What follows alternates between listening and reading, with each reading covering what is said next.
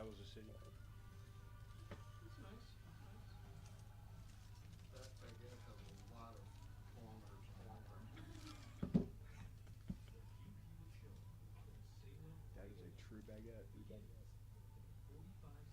went with as obnoxiously large as I could find.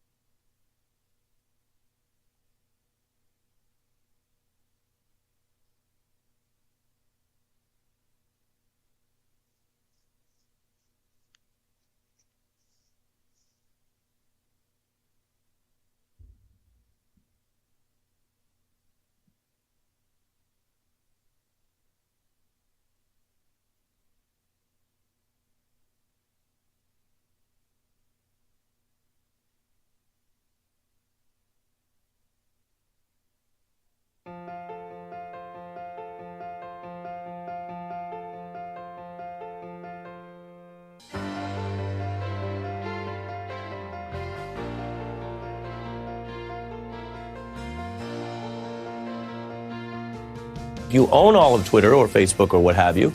You don't have to explain yourself. You don't even have to be transparent. You could secretly ban one party's candidate or all of its candidates, all of its nominees, or you could just secretly turn down the reach of their stuff and turn up the reach of something else, and the rest of us might not even find out about it till after the election. Elon Musk says this is all to help people because he is just... Morning glory and bonjour hi. From France, I am Hugh Hewitt. At my side is Pierre. Dash Pierre. In fact, if you turn the camera, you can see Dash Pierre with his beret, his baguette, and his, what do we call that you have on? We call that an apron. An apron, a Dash Pierre, and you got to sit down to see your head, though. Mona Lisa, baguette. He's totally gone native on me. I don't know if we're ever going to get it back. And from Texas comes Ed Morrissey. Good morning, Edward. How are you? It's actually, I don't know what time it is in Texas. What time is it? 5 a.m. in the morning? 5 a.m. Yeah, 5 so a.m. People all around the world have no idea where we are. So I was off the air yesterday going to the sacred space that is Normandy, to Omaha Beach, to the American Cemetery, to Pontohawk, and we'll talk a little bit about that in a second. And there's lots of news to go over. But, Edward, I got to ask you first about Ari Melber. I know that Kurt Schlichter talked about this a lot yesterday. I've gained about 400 followers overnight at Hugh Hewitt on Twitter. And by the way, I'd encourage everyone, every single person listening to this radio show to go and follow me and follow Ed Morrissey and follow Radio Blogger and follow All Conservatives. Let's see if, in fact, it's true. But I have never believed in shadow banning, Edward. I've never believed in it. But Ari Melber is now afraid of it. And I know you talked about it yesterday and people, but do you believe, A, that it's happened, B, that it's ended, and C, that it might happen again? What does Ed Morrissey of hotair.com think? Do I think that shadow banning exists? Yes. I think that what we're seeing is the dials being turned back now that the new boss is coming into town here, and they're trying to set the dials back to zero so that they can claim when Elon Musk comes in, see, we weren't doing anything. So they've set all the dials on the dashboard back to zero. And I think Ari Melber understands this, which is the reason why he's panicked that the same tools that the current Twitter management has been using to impose viewpoint suppression on their platform could be turned against them. And the thing is that Elon Musk is saying, no, we're going to make the algorithms transparent so that you can tell whether or not people are tweaking around, behind the scenes. But that's not enough. I mean, did you see Ed Markey talk about algorithmic justice yesterday? Yes, I did. Algorithm, by the way, is code for I don't know what I'm talking about, so I'm going to use a word that suggests that I do, when in fact it's all the stuff in the back room. Dwayne is running the algorithm right now, for example, on the Hugh Hewitt show. Algorithm justice is Hugh Hewitt trying to explain how to do radio. Right, and so there is a technical side to Twitter that involves dials, which is a very funny boomer kind of thing, right? Dials, like you turn the dial on the volume, and that's not, they don't exist in this world. Getting us onto iPhones was tough enough, right? The boomer generation. But I have to read. I remember the commercial about beer. I don't drink beer, but when I drink beer, I drink whatever it is he drinks. Dos Equis. Dos Equis. Okay. I don't usually read Politico because it's a left-leaning, biased platform. But I caught a headline on Twitter So I want to read this to you and get your reaction. Monday was an emotional day at Twitter, even for its executives. Shortly after billionaire Elon Musk bought the powerful social media platform, top Twitter lawyer Vijaya Gotti called a virtual meeting with the policy and legal team she oversees to discuss what the new ownership could mean for them. Gotti, who has worked at Twitter since 2011, is the key executive charged with overseeing Twitter's trust and safety, legal and public policy functions. She is seen internally as Twitter's moral authority and the executive tasked with handling sensitive issues like harassment and dangerous speech. Edward, have you ever in your life heard the name Vijaya Gotti before? No. Yesterday was the first day, yesterday was the first day I'd even known that all of those functions were under one single person at Twitter. So if someone is going to serve as the moral authority, you and I are both Catholics, you and I both know that the bishop in the diocese in which we reside is the moral authority of the Catholics who are in communion with the church, and I mean real communion, not fake communion. They are the moral authority. And we usually know a little bit. For example, Archbishop Chaput is probably listening now, the retired Archbishop of Philadelphia. I know a lot about his moral authority because I have read his 3 books or 4 books or 5 books, many of his articles, talked with him, interviewed him. What do you think about having a moral authority over the world's most influential platform, as Molly Ball calls it in Time magazine, about whom nothing is known and about whom I've never read an interview? Yeah, just to keep extending the Catholic metaphor here, it would be like finding out that the Holy See is actually being run by some priest in the woods in Wisconsin, right? That nobody's ever heard of before. That he's the guy that's actually running the Catholic Church, and everybody else is looking someplace else. That's exactly what this is like. Sometimes the biggest headline is right in front of you and you don't notice. There's a moral authority at Twitter. There's somebody who is in charge of all this. Or there was. And she cried yesterday. And I think she cried because she's not going to be the moral authority. She's going to be another rich lawyer in retirement somewhere who's going to be a VC startup. And her opinions are going to count as much as Ed Morrissey's or Pierre's, Pierre Dash on my right, or mine. And I just find it's not anything like Russia cutting off the gas to Poland. That's a big headline today. Those people are cold and in the dark pretty soon. And there are wars and rumors of war around the world. But I'm stunned that I did not know this person's name or that has she appeared in front of Congress, do you think? I would suspect not. I mean, again, I don't know that anybody knew that this woman was the moral authority and the one person in charge of both the legal and the speech moderation issues at Twitter. I mean, again, this is news, I think, and the fact that it's news is news. The fact that it's news is news, and that's the key, and that it's buried in the Politico, and other people don't know that it's news. I mean, I read with a jaundiced eye everything about the media because I know how media works, and I know that on television, for example, it doesn't matter what any of the anchors are saying. What matters is what their producers have been told to do by their presidents of their news divisions. It all goes out. Radio's not that way. Right now, Dwayne is in my ear yelling at me, but if you're on the air, Edward is in charge of Edward, Hugh is in charge of Hugh, and the callers are in charge of the callers. And Ben is in charge of whether you get on the air, and Dwayne kicks me under the table. Ouch! And so the key is we are actually a free speech, but controlled by the FCC. Twitter is not. It's been her kingdom. Just think about that out loud, Edward. What kind of things are you thinking about, knowing that there is a queen of the kingdom? Well, I'm struck by the fact that the person who's in charge of their legal department is also their moral authority, and it reminds me of the end of Rustler's Rhapsody. I don't know if you ever saw this movie. It's a very funny movie with Tom Berenger. Patrick Wayne is John Wayne's son, plays this guy who's supposed to be this competing good guy, right? So they're both really good guys, and at the end, I mean, the movie's 36 years old, so spoiler alert, but at the end, Patrick Wayne ends up shooting Tom Berenger, and Tom Berenger says, "I thought you were a good guy," and Patrick Wayne says, "I'm a lawyer, you idiot."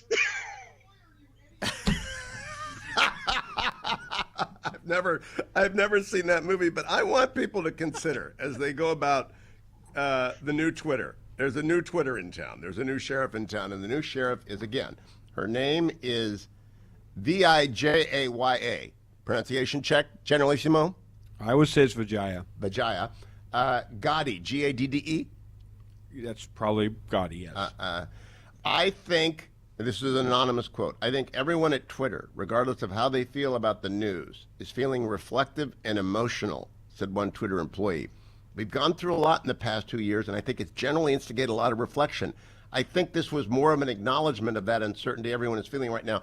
Do you remember the picture of the White House staff the day after Donald Trump won watching Obama, and they were downfallen, crestfallen, crushed because they were losing power? And that's what's happened here. They really think that they're powerful and that they've lost it. Edward, your thoughts on that?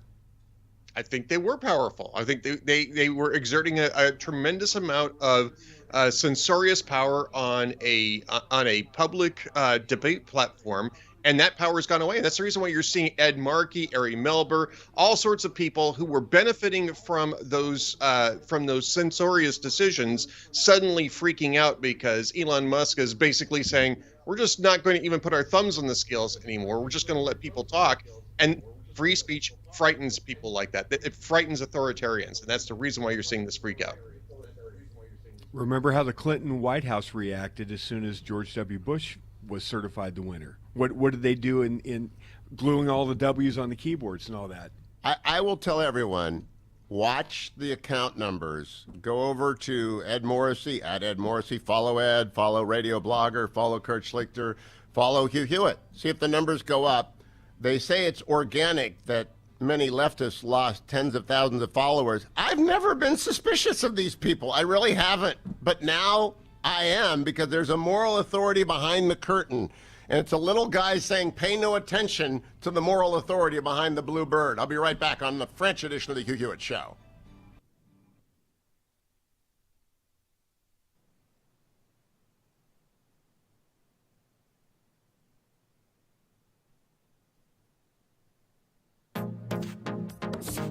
Trending now on the Dennis Prager Show.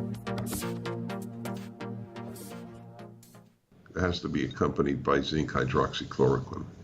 Why didn't they rapidly have clinical trials on that? Would therapeutics be better than vaccinations? Atlas said we need accountability on the people in pharma who didn't show fully the data. We don't have the full set of data from the CDC on complications from the vaccines. Why not? We've had hundreds of millions of doses of these vaccines administered. We don't have a full set of data on the complications yet. Why? What kind of scientific process is that? Keep up with what's trending. Subscribe on YouTube and at rumble.com. Judge Thomas, you solemnly swear to tell the truth, the whole truth, and nothing but the truth, so help you God. I do. I was under constant attack. You're not really black because you're not doing what we expect black people to do. This is the wrong black guy. He has to be destroyed. So you'd still like to serve on the Supreme Court? I'd rather die than withdraw from the process. Look for Salem Now in the App Store or go to salemnow.com. Trending now on Wilkow. And here's my serious question. You could ask this perhaps of friends, family members, or coworkers. If you're against this bill that simply sets age appropriateness between kindergarten and third grade, all of these people in Hollywood are for abortion. How would you explain an abortion to a 5-year-old? Would you show them medically accurate images? Would you show them a video? Would you explain in perfect medical, scientific only, clinical language what an abortion is? No, you wouldn't. Well, why not? You certainly could to a 17, 18-year-old, a senior in high school who's graduating. Why wouldn't you explain the exact same way to a 5-year-old? I can't hear you. Because that's not, say it with me, age appropriate. So that means that when we're talking about war or violence, death and destruction, medical issues, sexual orientation and transgender issues, there are some things that we don't need to explicitly explain to a 5-year-old or a 6-year-old or even a 7-year-old. You get them in 4th grade. Is that not good enough? And the other side of this is, why don't you just tell us why you're so obsessed with explaining sexual orientation, sex, and transgenderism to a 5-year-old? Keep up with what's trending. Watch Will Cow at 5 p.m. Eastern on Salem News Channel.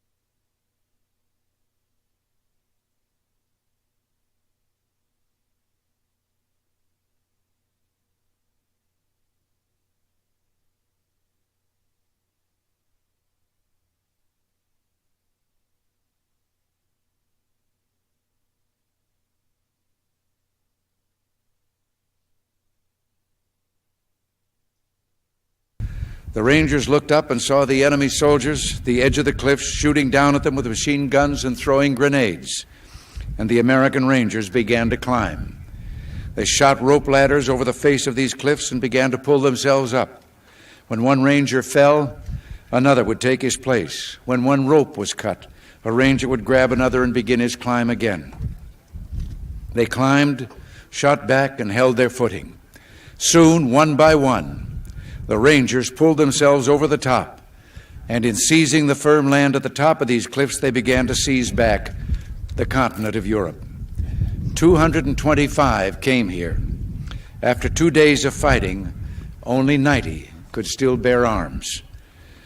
And behind me is a memorial that symbolizes the Ranger daggers that were thrust into the top of these cliffs. And before me are the men who put them there. These are the boys of Puente Hope. Welcome back, America.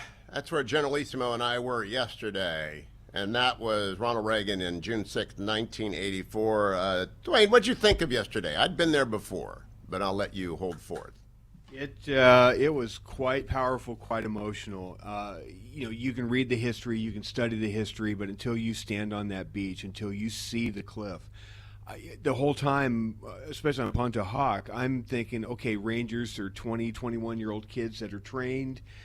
You're still on that boat. The weather is horrible. You're on your way up, and you see Germans shooting at you, and you're looking around going, you want me to do what? You want me to climb? Who thought of this idea? Is this the best plan that we have here? It's remarkable what happened, and to stand on Omaha Beach, and that was about mid-tide, so there was quite a bit of beach to be able to stand on. But for 48 hours, it was the most precious and expensive piece of real estate in the world. Then you move from there and you go to the cemetery. We're walking around the cemetery and we get to the memorial in the center of the cemetery. And I think it was local time, it was about 2:30 or so. And we're just milling about taking it in, and then they kind of spontaneously play the national anthem, and everybody instantly snaps to attention. Hats off. And it was, you could see tears everywhere. It just hit everybody. They did taps and it hit everybody. It was just a very powerful emotional thing. You had competing emotions of the sorrow and the loss for what these brave young men and women did, and they had their whole lives in front of them. But at the same time, you've got some pride because of what they were able to accomplish. and the fact that we're able to live in a free world because of what they were able to accomplish. It was just an amazing, amazing day. Now, radio blogger Dwayne Patterson, my friend and colleague of 22 years, is a cynic, right? He's seen it all. He's dealt with every media personality in the world, presidents and princes and Oscar winners and all these different people. They're just voices on the end of the phone to him. So I wanted to ask him rather than me. I've been there before. You can't be cynical there. Yeah. You just can't be. So if you hear Dwayne's emotion, everybody has that, and it is diminished a bit the second time you go, and the third time you go, and the fourth time you go. But I wanted the radio audience, I wanted people to hear it and to hear that. I don't like bucket lists after reading Arthur Brooks's book. You shouldn't have a bucket list. You should have a to-do list of things you got to get done for the future, even if you're 100. But I wanted everyone to confirm that they really need to go to Normandy. You have to go see it once. You just to see the perspective. You can't appreciate it unless you're there and see it from the perspective of the men that did that. You can hear it. And Ed Morrissey, you and Marsha ought to go just to hear and to sense and to smell and to enjoy. Have you ever been there, Edward? I have not. I have not been there. I would imagine it's like going to the Holy Land, though, and being aware and having the context of the scriptures really open up to you. That was a tremendously powerful experience, and I would imagine Normandy is exactly the same. Yes, it is. It is a sacred space. Pearl Harbor is a sacred space. The Arizona is a sacred space. Gettysburg is a sacred space. There are some sacred spaces everywhere. We'll come back and talk a little bit more. I wanted you to hear Reagan. I wanted you to hear Dwayne. I wanted you to hear that you should go to Normandy. We had great guides, by the way. Fantastic trio of guides who were just amazing. And I have their information. If you ever want to go and you want a guide, call me and I'll tell you about it. Gwen, if you are listening, Gwen, you are amazing, as is everybody else involved. Matthias, thank you. We'll be right back on the Hugh Hewitt Show.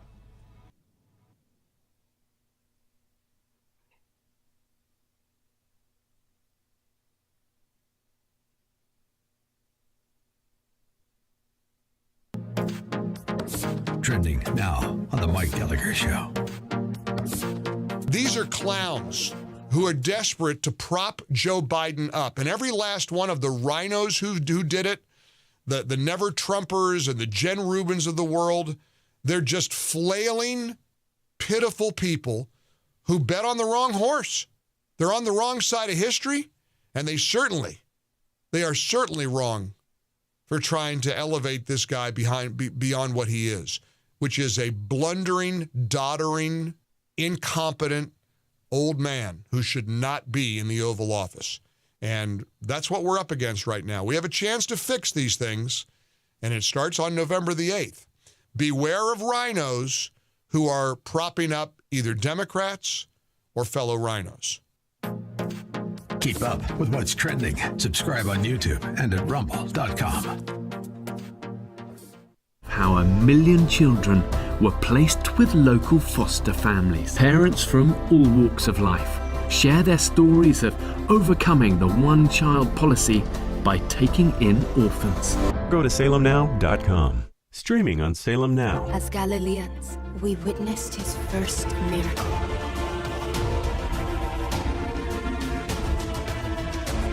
He warned us that a time of great deception would come. But we must hold on to our faith that one day he would return to save us from the end of the world.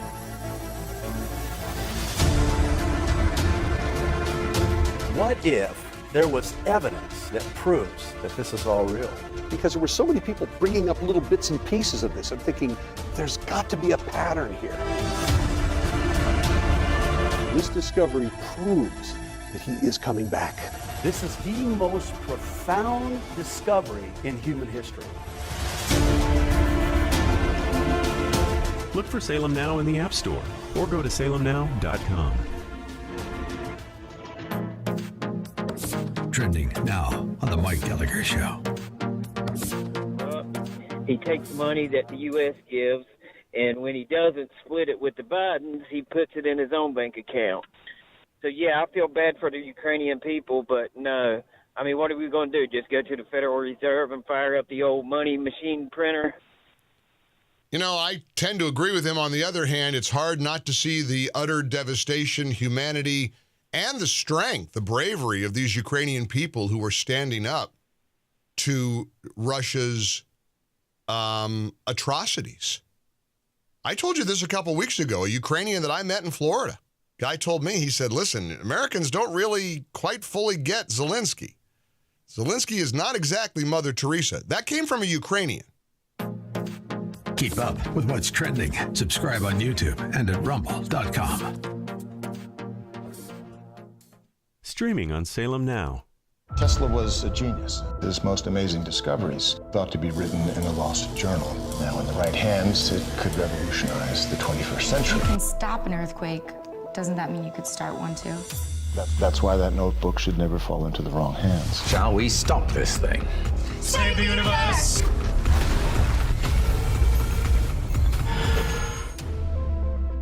Look for Salem Now in the App Store or go to salemnow.com. You called your son, and you personally promised him you would be here. Prayer is a powerful thing, Ethan. It really does work, if you believe. Look for Salem Now in the App Store or go to salemnow.com. Trending now on the Mike Gallagher Show. Stressed? But now she's got this to deal with because that's the point. It's how cruel they are. That's how vicious and mean-spirited and cruel the Adam Kinzingers and the Liz Cheneys and the Bob Woodwards of the world are. They're a vicious, vicious bunch. Let me give you another example in reminding you of why you're on the right side during these extraordinary times. I don't know who Dana Gould is. Never heard of him. He's got a podcast of some kind, and he's a comic. But he sent out a tweet that went viral for all the wrong reasons. His tweet said, and I quote, thinking about Rush Limbaugh and how now that he's dead, you never, ever hear about him. No one mentions anything he did because what he did had no value. It contributed nothing worthwhile to the culture, nothing of lasting value. Again, with all due respect to Dana Gould, who I've never heard from, I'm not sure what you've contributed to society. I don't know how many millions and millions of dollars. YouTube and at rumble.com.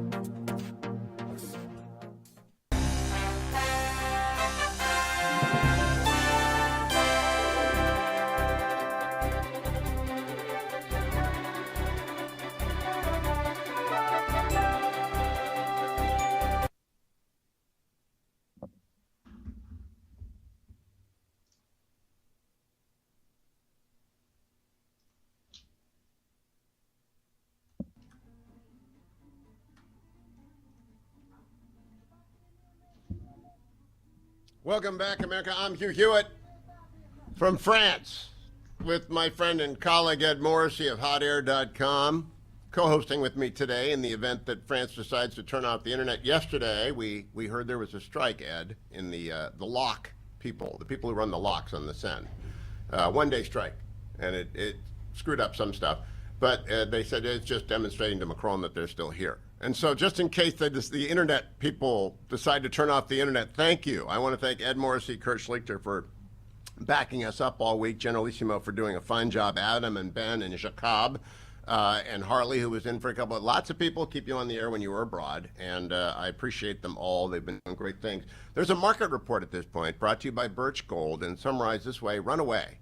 That's my market report for the day from yesterday. Run away. Because when I looked at the market last night getting back from Normandy, and by the way, you don't care after you've been to Normandy and you see 9,300. You have no problems. You have no problems. I didn't have to climb that cliff, and my dad survived the war, and so I'm here, and therefore I have, so the market went down 5%. It didn't. NASDAQ might have gone down close to 5%. Gold went. This is sponsored by Birch Gold, and a lot of you who said, I missed it. My buy point was 1900, and it went to 1950, and I missed it.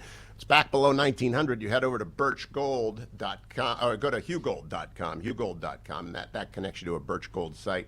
You can text my name, Hugh, to 989898, and buy some gold or roll over a portion of your investment if you care to. But HughGould.com, HughGould.com, HughGould.com. Let me ask all of you out there as well. And Edward, what did you make of yesterday's sell-off? Well, I think in part, I mean, this is probably a little bit of uncertainty over Russia's nuclear, saber rattling that sort of spiked up over the last couple of days.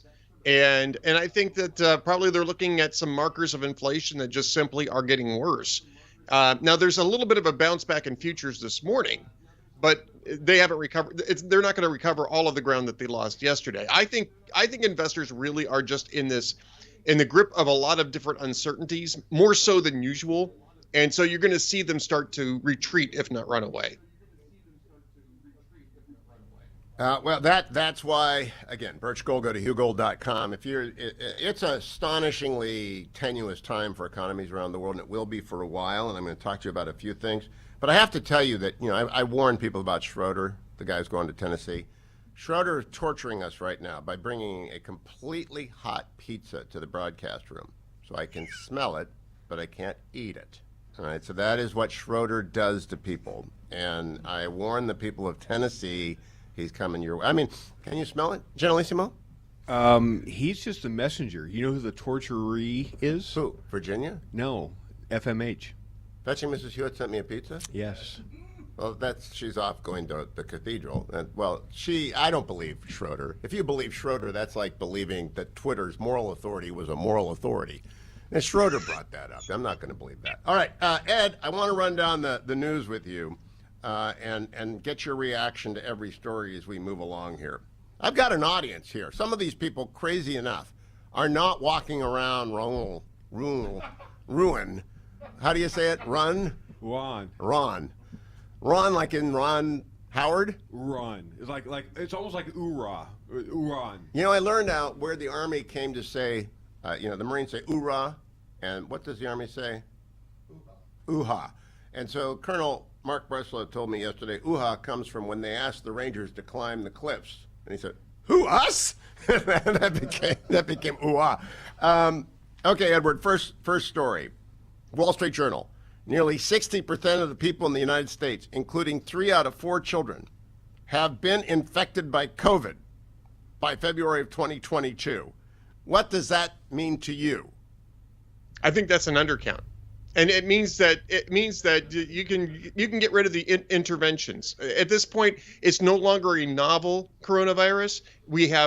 Everybody's been exposed. We have therapeutics. We've got vaccines. It's time to get rid of the interventions, get back to life as normal.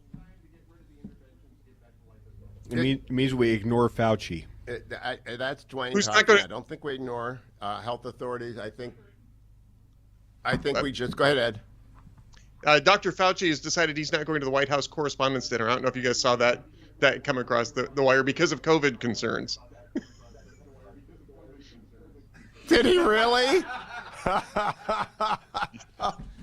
The poor doctor. He should just go to Martha's Vineyard and retire. And people will be nice to him there because it's Martha's Vineyard, right? They'll pretend it's a little bubble. And stay there. A long time. Well, just enjoy his retirement at Martha's Vineyard where everyone will tell him what he wants to hear, which is that he's highly respected and people care about what he says. Because if there's anybody who has less influence in America today than Tony Fauci, it's Schroeder. It's Schroeder. Then, the Telegraph. Washington Post, the international signal for water. The Biden administration announced plans Tuesday to double the number of locations that carry antiviral pills to combat COVID-19. Okay, Edward, to me, this is just so stupid. They should make these pills and put them in bowls at the front of every CVS in America and say, if you're feeling poorly, take a few. They're trying to be involved in the process because I tried to get some Paloxavid, whatever it is. I'm pronouncing that like I pronounce Rouen, and to come on the trip in the event I got COVID, and they said, no, you are not sick, and therefore you can't. I said, fine, I hope they have it over there, and I came anyway, and I'm not sick, but you can't they are late on everything. Literally, the Biden administration is going to announce the 2022 State of the Union is coming up pretty soon. Hugh, this is exactly what they tried to do with the vaccines, right? You had the Trump administration had a very good distribution plan to run this through, Walmart, Walgreens, CVS, Rite Aid, because that is an existing distribution channel. Those are all existing distribution channels. They're very robust. They're privately managed, so it means that they're efficient. And Joe Biden tried to add on to that by opening up, the federal vaccine center. I don't know if you were those federal vaccination centers, and nobody went to them because they had like 12 of them across the entire country. And after a couple of months, they just sort of quietly shut them down because it was a waste of time and money. This is exactly the same thing. Edward, it is, and they'll never learn. If they're not involved, it can't possibly be working well. That's the Democratic point of view. If they're not actually controlling it, it can't possibly be going well out there. Next headline from the Financial Times. This one is probably the most significant. Germany has agreed to allow the export of heavy weaponry to Ukraine. A U-turn that follows weeks of pressure on Olaf Scholz's government, and which comes despite Russian warnings of the conflict escalating further. Now, it's significant for one day, because Germany will change its mind tomorrow, as it has changed its mind a half dozen times. I'm throwing it to you, Edward. They just can't be trusted to do anything for longer than 24 hours. No, I agree. This is their Zeitenwende, their new policy that keeps getting stopped and started. These aren't U-turns. These are just hitting the brakes. These guys are getting pushed into something that they really don't want to do by circumstances. They're still hoping that they can get cheap Russian energies to produce expensive German exports, which is how they built their economy in the first place. Those days are over. And I'm sure you're going to have the Gazprom thing with Poland and Bulgaria coming up, but this is of a piece of that. You got it. That's where we're going. Gazprom has cut off Poland and Bulgaria. They will not be sending any gas whatsoever to Poland and Bulgaria, and expect that to, as people get tough and tougher, they will cut off the gas. And what that simply means is that they are going to cut themselves off from their financial flows. And I'm not really worried about that. I hope they starve to death.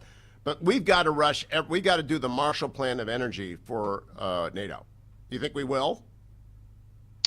Yes, I think we will, because I think that this administration can't think its way out of a strategic box in almost any situation, but this one's just so easy that you couldn't possibly screw it up. This is, I think, by the way, a great opportunity for Europe to detox from Russian dependence on energy, or dependence on Russian energy. This is not blackmail. This is detox, and it's a necessity. And while we need to do a Marshall Plan to get them over the hump, Bulgaria, Poland, these countries, including Germany, are going to have to figure out how to produce their own energy to get to energy independence, so that they don't go back to this cheap Russian energy, whether that's coal, gas, nuclear. They're going to have to figure it out.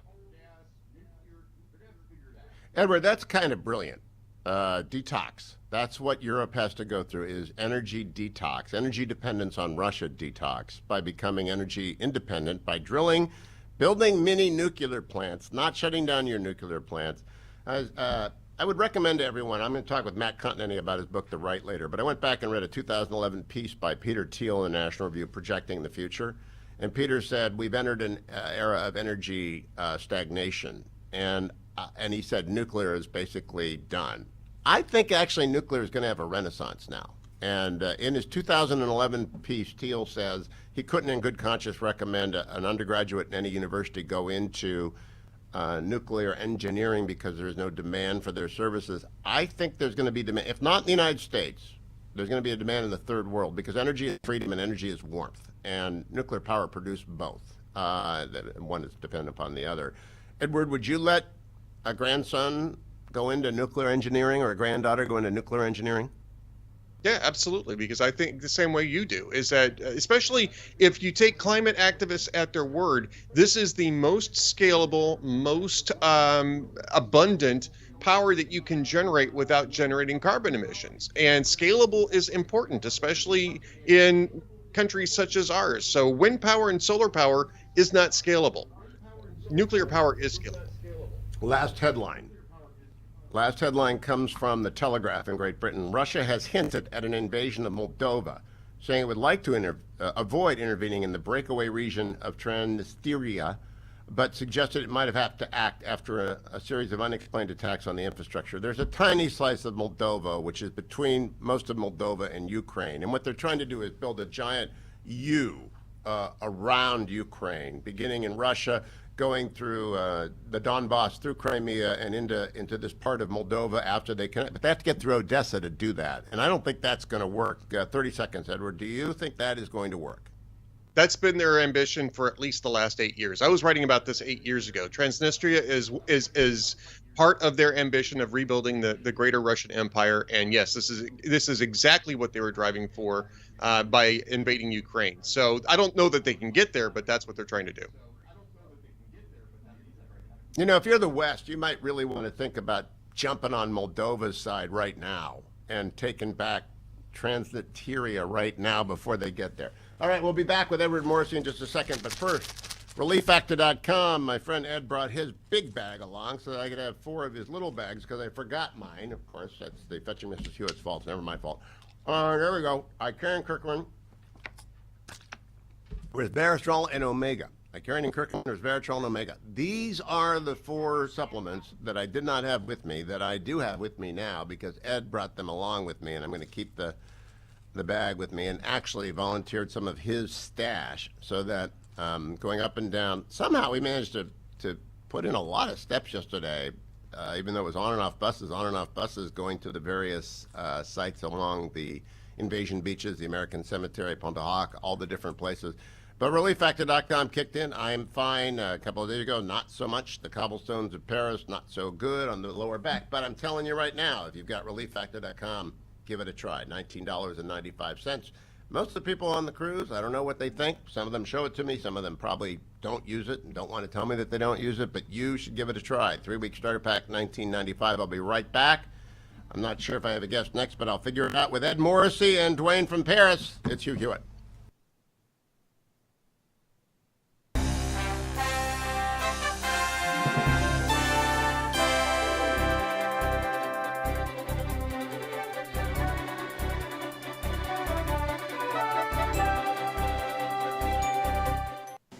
Trending now on Wilkow. And here's my serious question. You could ask this perhaps of friends, family members, or coworkers. If you're against this bill that simply sets age appropriateness between kindergarten and 3rd grade, all of these people in Hollywood are for abortion. How would you explain an abortion to a 5-year-old? Would you show them medically accurate images? Would you show them a video? Would you explain in perfect medical, scientific only, clinical language what an abortion is? No, you wouldn't. Well, why not?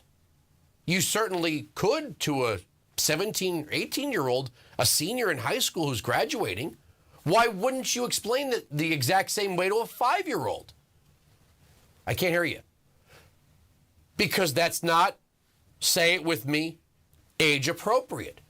So that means that when we're talking about war or violence, death and destruction, medical issues, sexual orientation and transgender issues, there are some things that we don't need to explicitly explain to a 5-year-old or a 6-year-old or even a 7-year-old.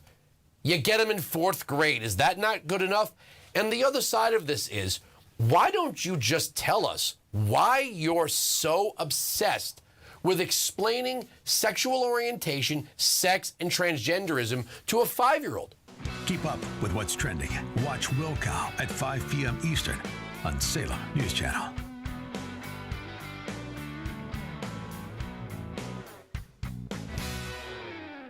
Streaming on Salem Now. This is a story of how 1 million children were placed with local foster families through an unlikely alliance between the Chinese government and a British footballer. Parents from all walks of life share their stories of overcoming the one-child policy by taking in orphans.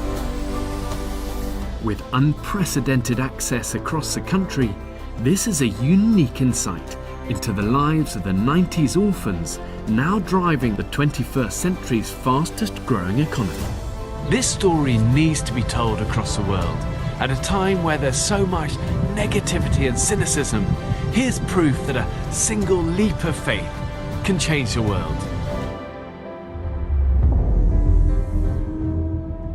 Look for Salem Now in the App Store or go to salemnow.com.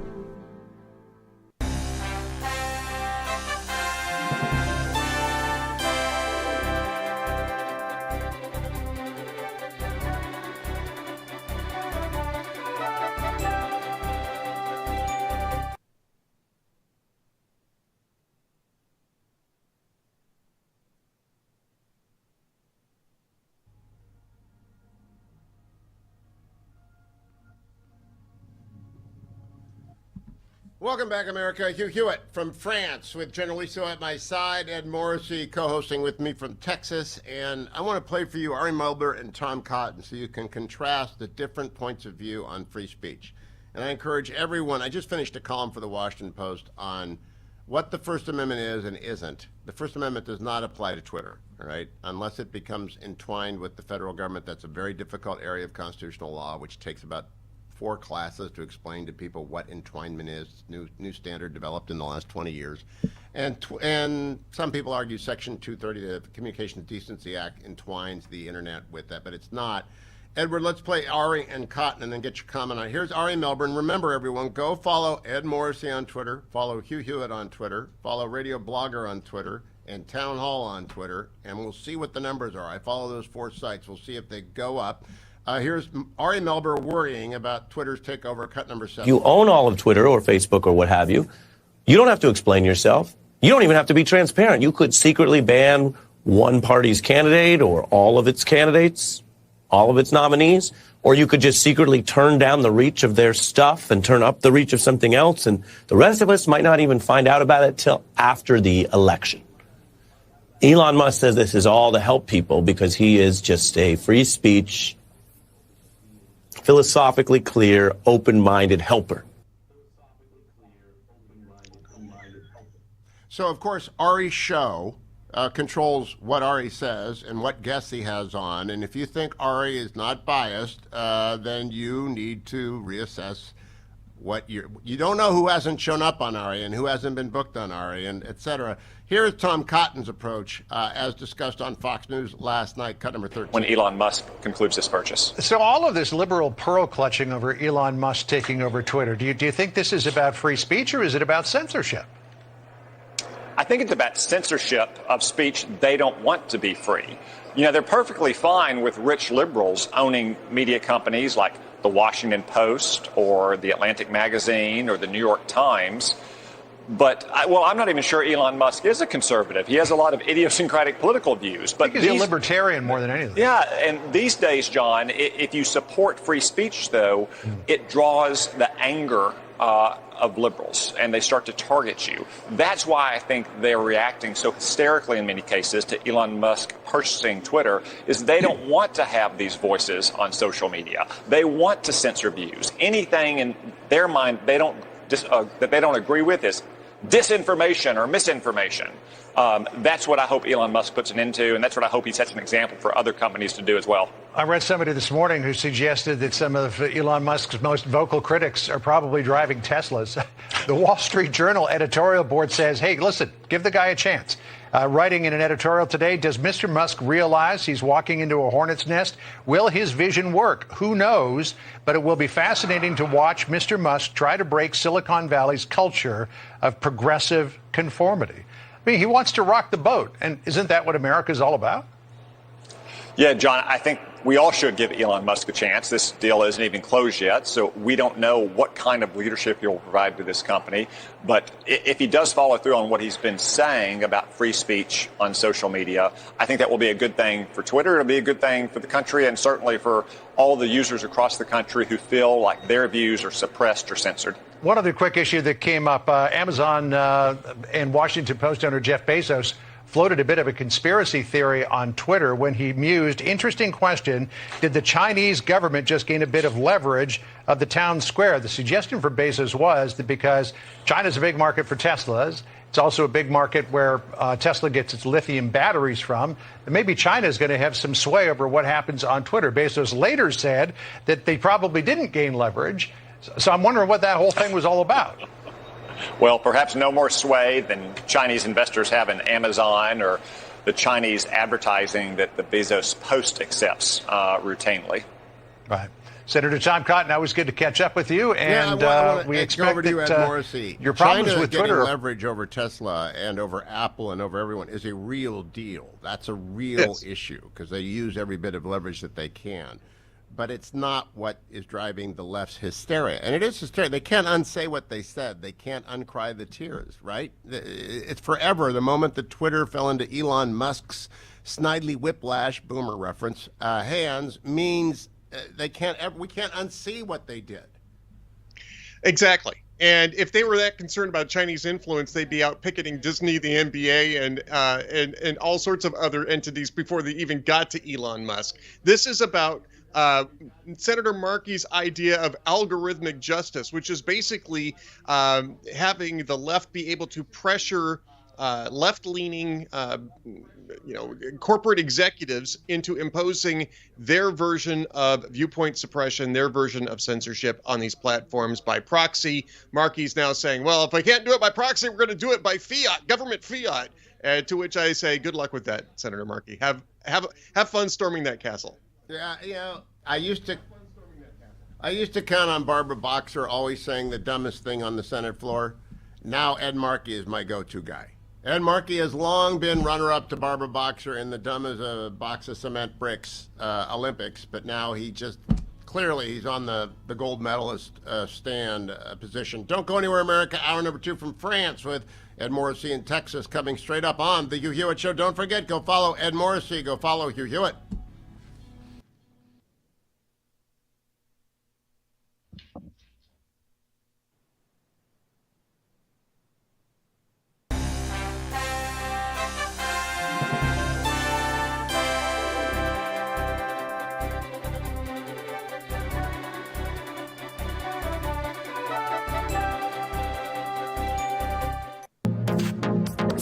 Trending now on the Mike Gallagher Show.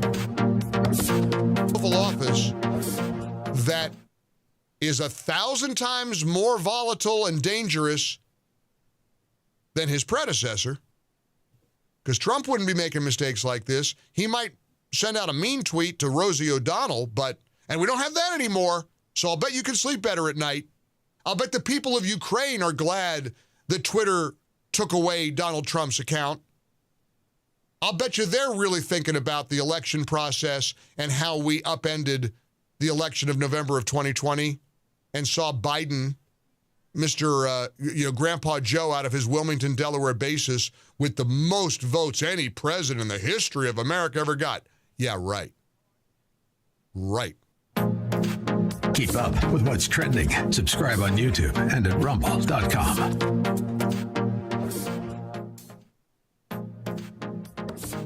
Trending now on the Dennis Prager Show. Period, emotions, truth is timeless. And you guys also have eternal wisdom that we both know comes from the Word of God. And those 5-minute videos from PragerU were so impactful because they were so simple, straight to the point, and so full of facts that is the remedy for leftism, if you will. It's the remedy for being in your feelings. And so there was a couple of videos, but the 5-minute videos were just fantastic for me. They were easy, short, stuff that I could watch and were just amazing. Did somebody bring those to your attention, or you just discovered it on the internet? No, just kind of discovered them on the internet. That's fascinating. That's great. Yeah. Social media. Yes. Do you have? I often ask this of Prager Force members. Do you have a favorite video? And I don't. You may not, and I don't care what it is if you do. But I'm curious. I do. It's the 5-minute video about the separation of church and state. I love that because he just goes into all the history of it, how there's not in the Constitution. I actually have a show, it's called Church and State, where my desire is to bring faith and politics together, kind of like Jack Hibbs or Rob McCoy. I want the church, I want people who have not been engaged in this kind of arena before to see that there's really no difference, that everything is sacred, kind of like the Jewish mind. Keep up with what's trending. Subscribe on YouTube and at rumble.com. Streaming on Salem Now. Fiance? No, I can't be your fiance. You're gonna go. You're gonna be my fiance, and you're gonna be the most amazing, fascinating, most successful man ever. We're only gonna be there for a few hours, eat dinner, and I promise we'll have the best breakup of all time. My baby, my princess. Oh, yeah. Stream on your phone, tablet, or TV. Look for Salem Now in the App Store or go to salemnow.com. The only time you can come to Christ, when the Spirit of God comes. Have you ever thought of going to seminary? Billy Graham. Gloria a Dios, hermanos. ¿Quién está listo para ser transformado por el poder de su palabra?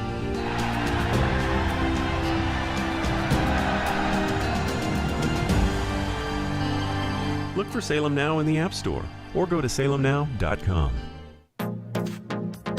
Trending now on The Mike Gallagher Show. Stressed? But now she's got this to deal with because that's the point. It's how cruel they are. That's how vicious and mean-spirited and cruel the Adam Kinzingers and the Liz Cheneys and the Bob Woodwards of the world are. They're a vicious, vicious bunch. Let me give you another example in reminding you of why you're on the right side during these extraordinary times. I don't know who Dana Gould is. Never heard of him. He's got a podcast of some kind, and he's a comic. But he sent out a tweet that went viral for all the wrong reasons. His tweet said, and I quote, "Thinking about Rush Limbaugh and how now that he's dead, you never, ever hear about him. No one mentions anything he did because what he did had no value. It contributed nothing worthwhile to the culture, nothing of lasting value." Again, with all due respect to Dana Gould, who I've never heard from, I'm not sure what you've contributed to society. I don't know how many millions and millions of dollars you've directed to charities and the philanthropic works that Limbaugh did during his too brief a time on this planet. But I'm going to go out on a limb and think that you don't even have a fingernail worth of merit in terms of contributions to society compared to the late Rush Limbaugh. But again, it's the cruelty, it's the viciousness of the left that matters. That's what stands out. They are a vicious, vicious bunch. Keep up with what's trending. Subscribe on YouTube and at rumble.com. The Democratic Party somehow has convinced black people that they're the good guys. Never mind the skanky history of the Democratic Party. That was a party of slavery. They're racist, racist, racist. Everything's racist. Look for Salem Now in the App Store or go to salemnow.com. Streaming on Salem Now. Award-winning filmmakers Stephen Barber and Matthew Housley, along with producer Tamara Henry, bring you the world's most dangerous paper route. Never-before-seen images from legendary Stars and Stripes military newspaper. In a way, the hometown newspaper of the U.S. military. Well, everybody read it. In the field, in particularly, people were hungry for it. And there were no punches pulled. We knew what was going on in the state. Don't worry about the bullet with your name on it. Worry about those flying around that say to whom it may concern. I had a choice between going to Armed Forces Network or to Stars and Stripes, and I picked Stars and Stripes. Join Vanilla Fire Productions as they head downrange to Afghanistan, Iraq, and Kuwait to follow the world's most dangerous paper route. Look for Salem Now in the App Store or go to salemnow.com. If I were to pick the most consequential conservative of the modern era, it would be Roger Ailes. So is he the pit bull of American politics? When Roger Ailes is on your team, you win. Go to salemnow.com. Trending now on the Mike Gallagher Show. These are clowns who are desperate to prop Joe Biden up. And every last one of the rhinos who did it, the never-Trumpers and the Jen Rubins of the world, they're just flailing, pitiful people who bet on the wrong horse. They're on the wrong side of history, and they are certainly wrong for trying to elevate this guy beyond what he is, which is a blundering, doddering, incompetent old man who should not be in the Oval Office. And that's what we're up against right now. We have a chance to fix these things, and it starts on November the 8th. Beware of rhinos who are propping up either Democrats or fellow rhinos. Keep up with what's trending. Subscribe on YouTube and at rumble.com.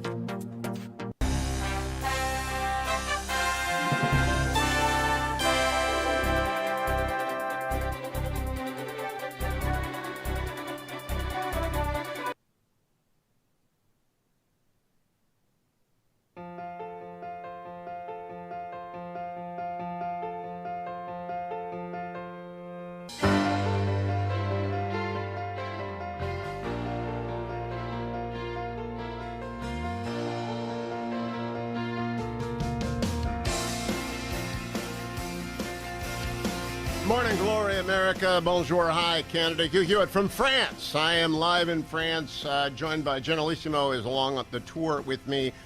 Holding down the fort in case the French internets fail is Ed Morrissey in Texas. Follow me at Hugh Hewitt on Twitter. Follow Ed at Ed Morrissey. And follow my next guest, Alex Gray at Alex4OK. Alex Gray is a candidate for United States Senate in Oklahoma. Dear friend of mine, former chief of staff of the National Security Council. He's also the author of a new piece in the Washington Times, McGirt v. Oklahoma, the Supreme Court's fatally flawed decision. And this is of concern to every American, not just Oklahomans. But Alex Gray, welcome back. Good to have you back. Would you tell us, and Ed Morrissey's going to jump in as I jump out and in, about what you wrote and why you wrote it about McGirt? Yeah, well, thanks again for having me, Hugh. That's you, Alex. Over to you. Yeah, thanks, Hugh. This is incredibly important for all Americans, and it really is coming to a head this week. As you know, Hugh, the McGirt case created a precedent for the eastern half of Oklahoma being considered Indian country. And the practical effect of the McGirt case from 2020 was that about 18,000 criminal cases were thrown out of state jurisdiction and thrown into the federal court system, where there is no ability to handle that level of that volume, and there's no ability to handle everything from murder and rape and assault down to petty theft. And so what you have in a lot of instances is a sense of lawlessness. And the purpose of this piece, Hugh, was we're going to have a chance today. We're going to have oral arguments before the United States Supreme Court today in a case called Castro Huerta versus Oklahoma, which is what we hope will be an opportunity for the court to correct some of the mistakes they made in McGirt. This is an instance where a criminal, an admitted child abuser who was not a Native American, horribly abused a Native American girl in his care, admitted to doing so, and later had his conviction thrown out because she was Native American, and he claimed that meant the court did not have jurisdiction over him. So it really works both ways. And in the end, ultimately, Hugh, it is our most vulnerable citizens in Oklahoma. It is our Native American population who are statistically more vulnerable to crime, who are paying the price of this terrible jurisprudence. And so hopefully the court will fix this, and we will have an opportunity to move past this in Oklahoma and to show the rest of the country that we're not going to go down this route of different avenues of justice depending on your background, your ancestry, your race. Alex, this is Ed Morrissey. Thanks for being with us today. I remember reading the McGirt case after Neil Gorsuch wrote the controlling opinion on this. And I think we're talking about two things here. You're talking about outcomes, which I think is completely legitimate. But Neil Gorsuch was ruling on the fact that the treaty existed and that there was language in the treaty that still bound the United States. What in particular in that decision about the actual law do you object to? What did Neil Gorsuch get wrong that's not outcome related, but that's actually case related in McGirt?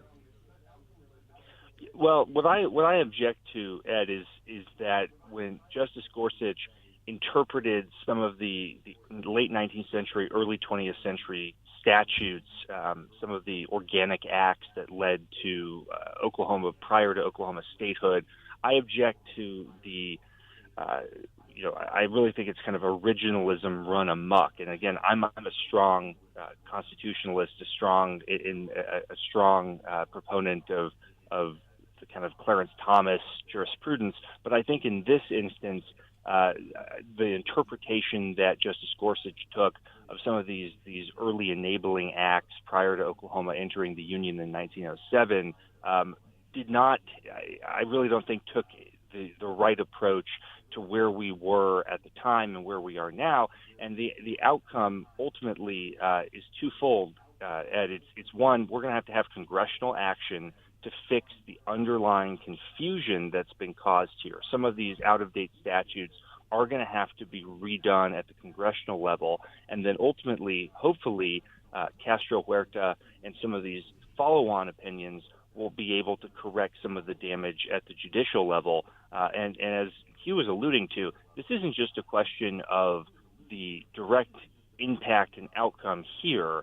This really is a national issue because beyond simply McGirt and the question of Native American sovereignty, which everyone in Oklahoma has a great deal of deference and respect for sovereignty, our Indian nation's sovereignty, this gets to the question of, are we going to allow a multi-tiered system of justice in this country where we're having different outcomes, different processes, depending on who you are and what your background is? And I think most Americans find that fundamentally unfair and fundamentally flawed. And that's what we have an opportunity now, both at the congressional and the judicial level, to fix.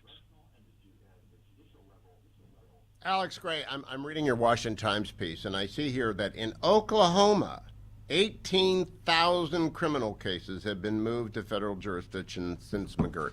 So as you go out on the campaign trail looking for the Senate nomination in a crowded field, how many people in the Rotary Clubs and the Republican Women's Associated and all those various venues that Senate candidates in a crowded primary field must troop, how many people bring up McGirt in these 18,000 cases?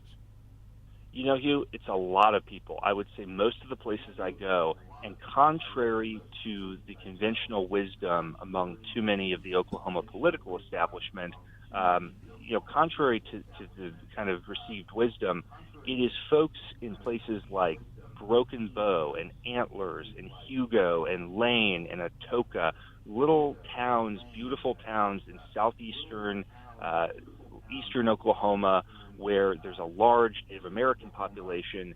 The everyday residents of those towns will come up to me and say just how unfair the situation is, because they're the ones who their family members and themselves are the victims of these crimes and are not able to get justice. Everyone has a story of justice either delayed, justice undone. It's a huge, huge problem, and it resonates with the local community.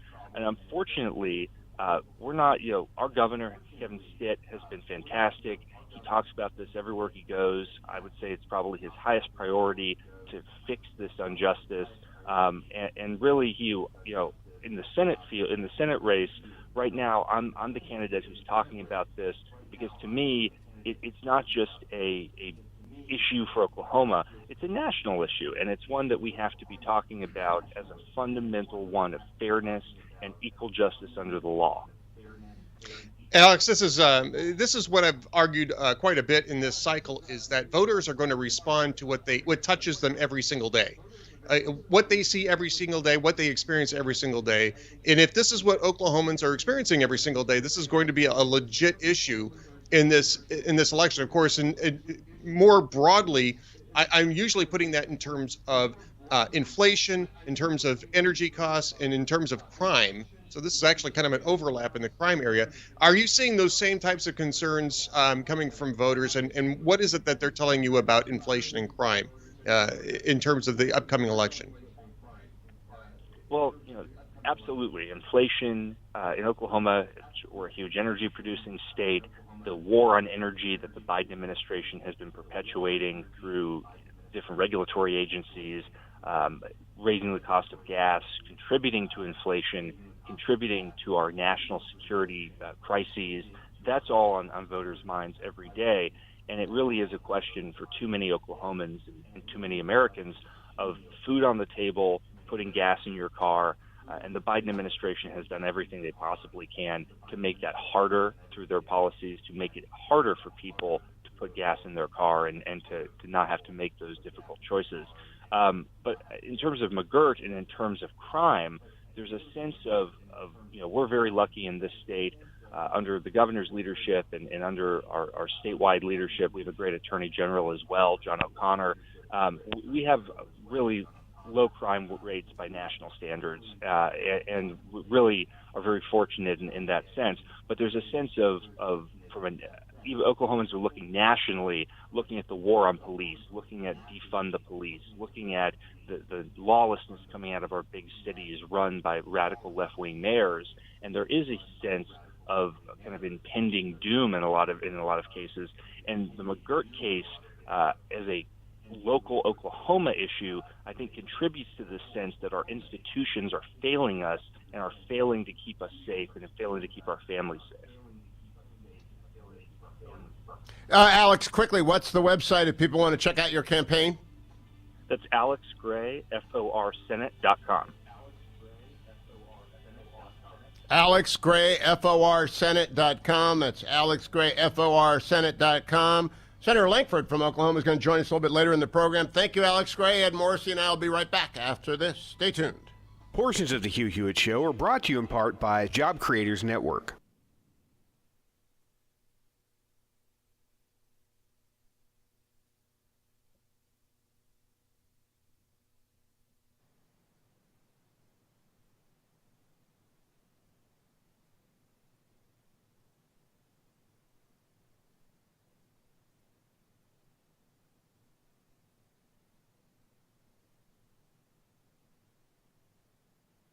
The Democratic Party somehow has convinced black people that they're the good guys. Never mind the skanky history of the Democratic Party. That was a party of slavery. They're racist, racist, racist. Everything's racist. Look for Salem Now in the App Store or go to salemnow.com. Streaming on Salem Now. Award-winning filmmakers Stephen Barber and Matthew Housley, along with producer Tamara Henry, bring you the world's most dangerous paper route. Never before seen images from legendary Stars and Stripes military newspaper. In a way, the hometown newspaper of the U.S. military. Everybody read it. In the field, in particularly, people were hungry for it.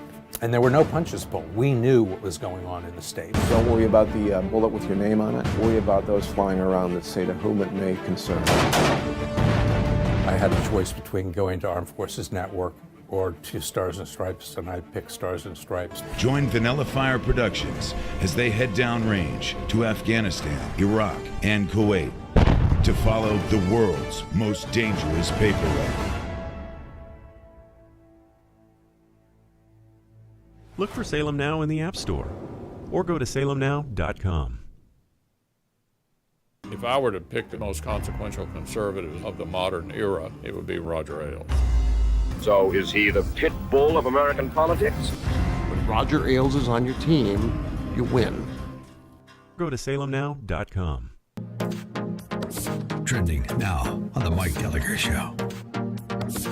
These are clowns who are desperate to prop Joe Biden up. And every last one of the rhinos who did it, the never-Trumpers and the Jen Rubins of the world, they're just flailing, pitiful people who bet on the wrong horse. They're on the wrong side of history, and they certainly They are certainly wrong for trying to elevate this guy beyond what he is, which is a blundering, doddering, incompetent old man who should not be in the Oval Office. And that's what we're up against right now. We have a chance to fix these things, and it starts on November the 8th. Beware of rhinos who are propping up either Democrats or fellow rhinos. Keep up with what's trending. Subscribe on YouTube and at rumble.com. When you look at what SpaceX has done with their reusable rockets, we are seeing science fiction of the 1950s coming to life. Rockets land as they always were meant to do. It's really trying to land on a postage stamp. Elon Musk is a visionary, someone who comes along perhaps once a century. It's one thing to run a company that's worth $1 billion. Elon Musk has 4. Look for Salem Now in the App Store or go to salemnow.com. How 1 million children were placed with local foster families. Parents from all walks of life share their stories of overcoming the one-child policy by taking in orphans. Go to salemnow.com. Trending now on The Mike Gallagher Show. Days of the week, he drank beer. In high school, a United States senator wasting everybody's time. Think what the Washington Post would be saying if somebody said to Ketanji Brown Jackson, how many days a week did you drink beer in high school, huh? You smoke pot in high school? What days of the week? It makes your blood boil. But they're clowns. These aren't serious people. Cory Booker is a joke. He's a joke. These Democrats who grandstand and who pretend to be moral arbiters are fools. Keep up with what's trending. Subscribe on YouTube and at rumble.com.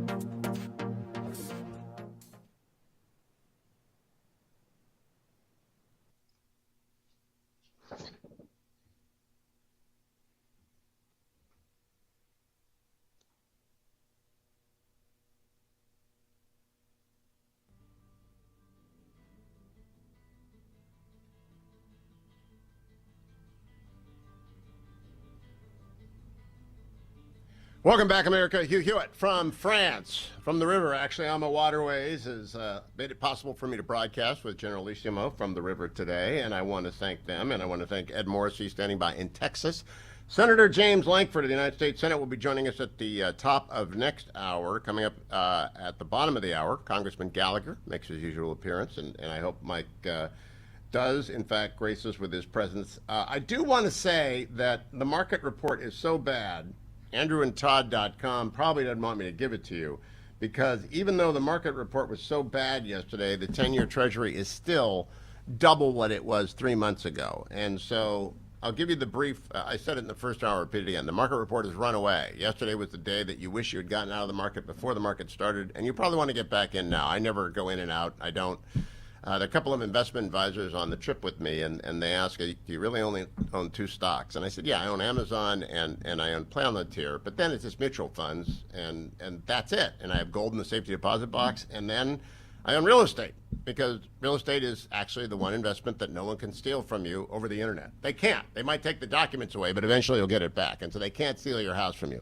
And so if you want to buy a house, go to AndrewandTodd.com or call them at 888-888-1172.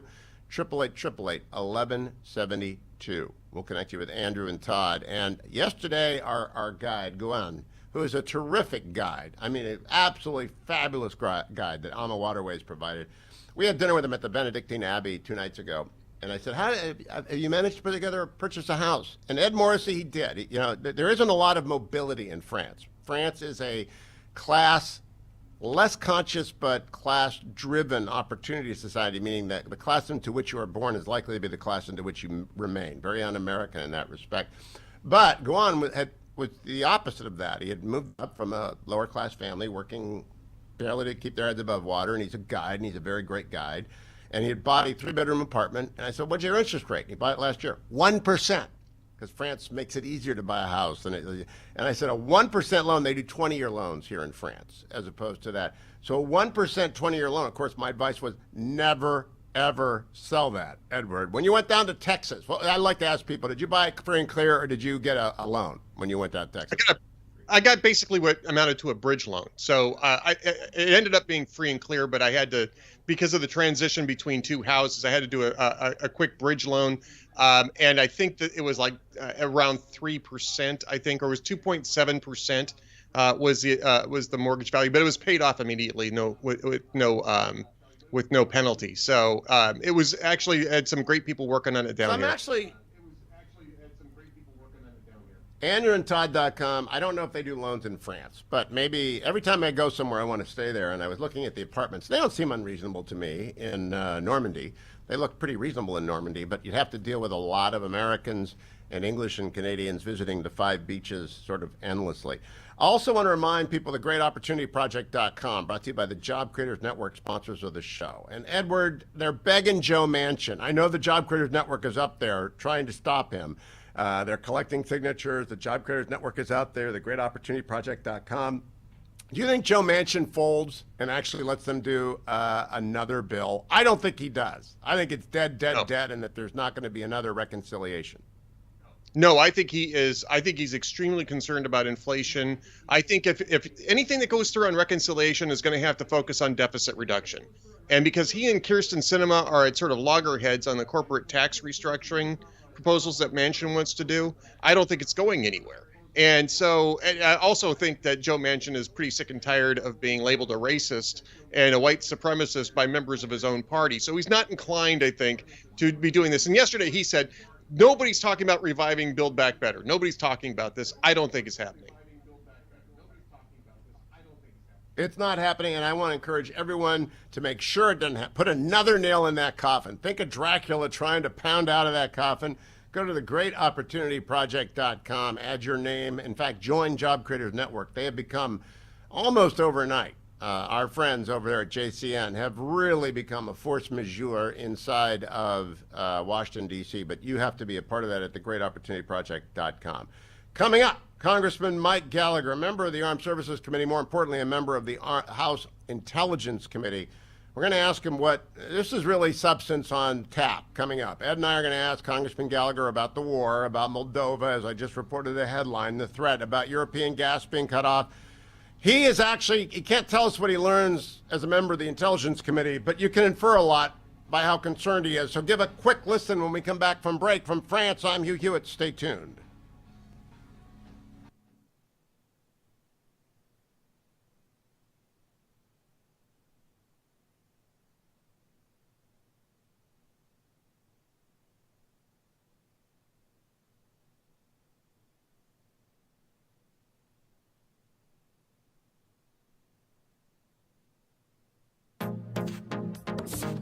Trending now on the Dennis Prager Show.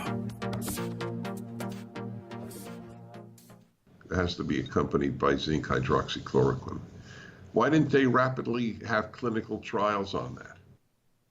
Would therapeutics be better than vaccinations?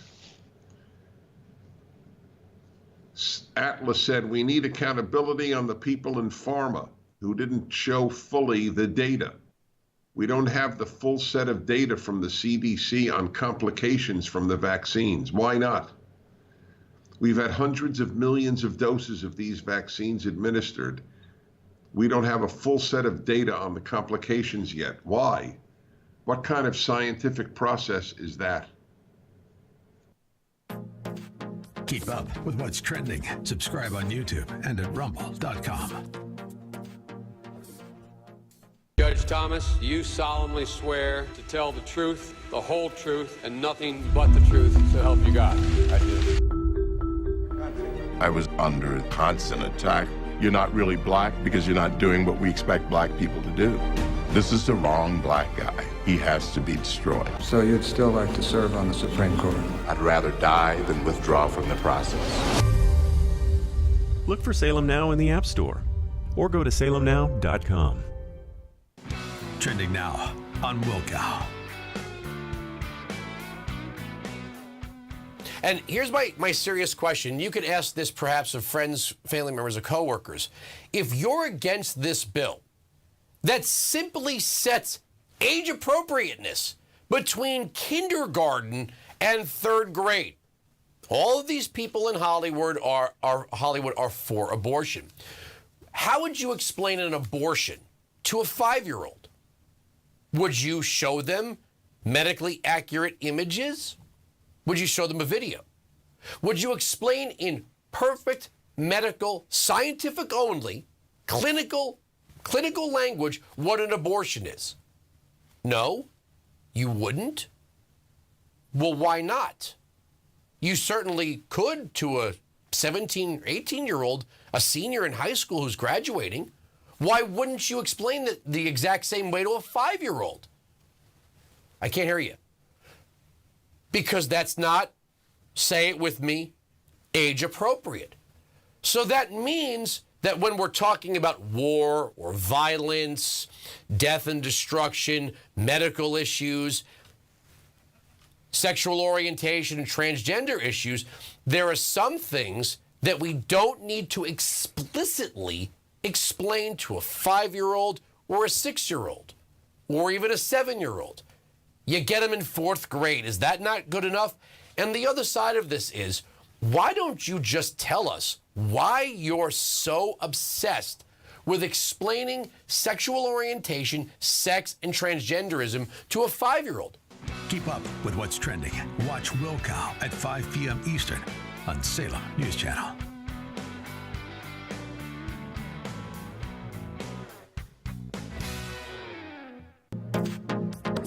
Trending now on the Mike Gallagher Show. These are clowns who are desperate to prop Joe Biden up. And every last one of the rhinos who did it, the never-Trumpers and the Jen Rubins of the world, they're just flailing, pitiful people who bet on the wrong horse. They're on the wrong side of history, and they are certainly wrong for trying to elevate this guy beyond what he is, which is a blundering, doddering, incompetent old man who should not be in the Oval Office. And that's what we're up against right now. We have a chance to fix these things, and it starts on November the 8th. Beware of rhinos who are propping up either Democrats or fellow rhinos. Keep up with what's trending. Subscribe on YouTube and at rumble.com. How 1 million children were placed with local foster families. Parents from all walks of life share their stories of overcoming the one-child policy by taking in orphans. Go to salemnow.com. Streaming on Salem Now. As Galileans, we witnessed his first miracle.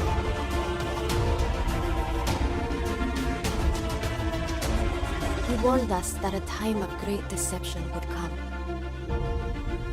But we must hold on to our faith. That one day he would return to save us from the end of the world. Go to salemnow.com.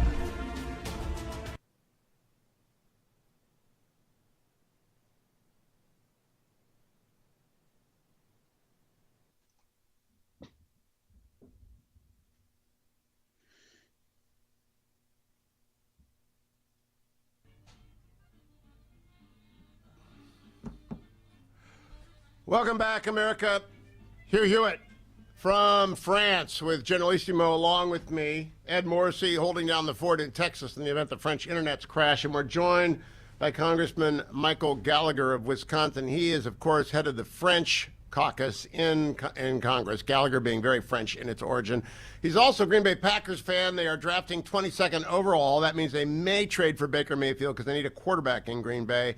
But Congressman Gallagher, I don't want to talk about the poor Packers and the fact that they're falling apart. I want to talk about what you can tell us about what you think is Putin's game here. Because I am now hopelessly as confused as everyone in the world. What does he want? Is he moving on Moldova? Is he withdrawing? What does he want as best you can guess?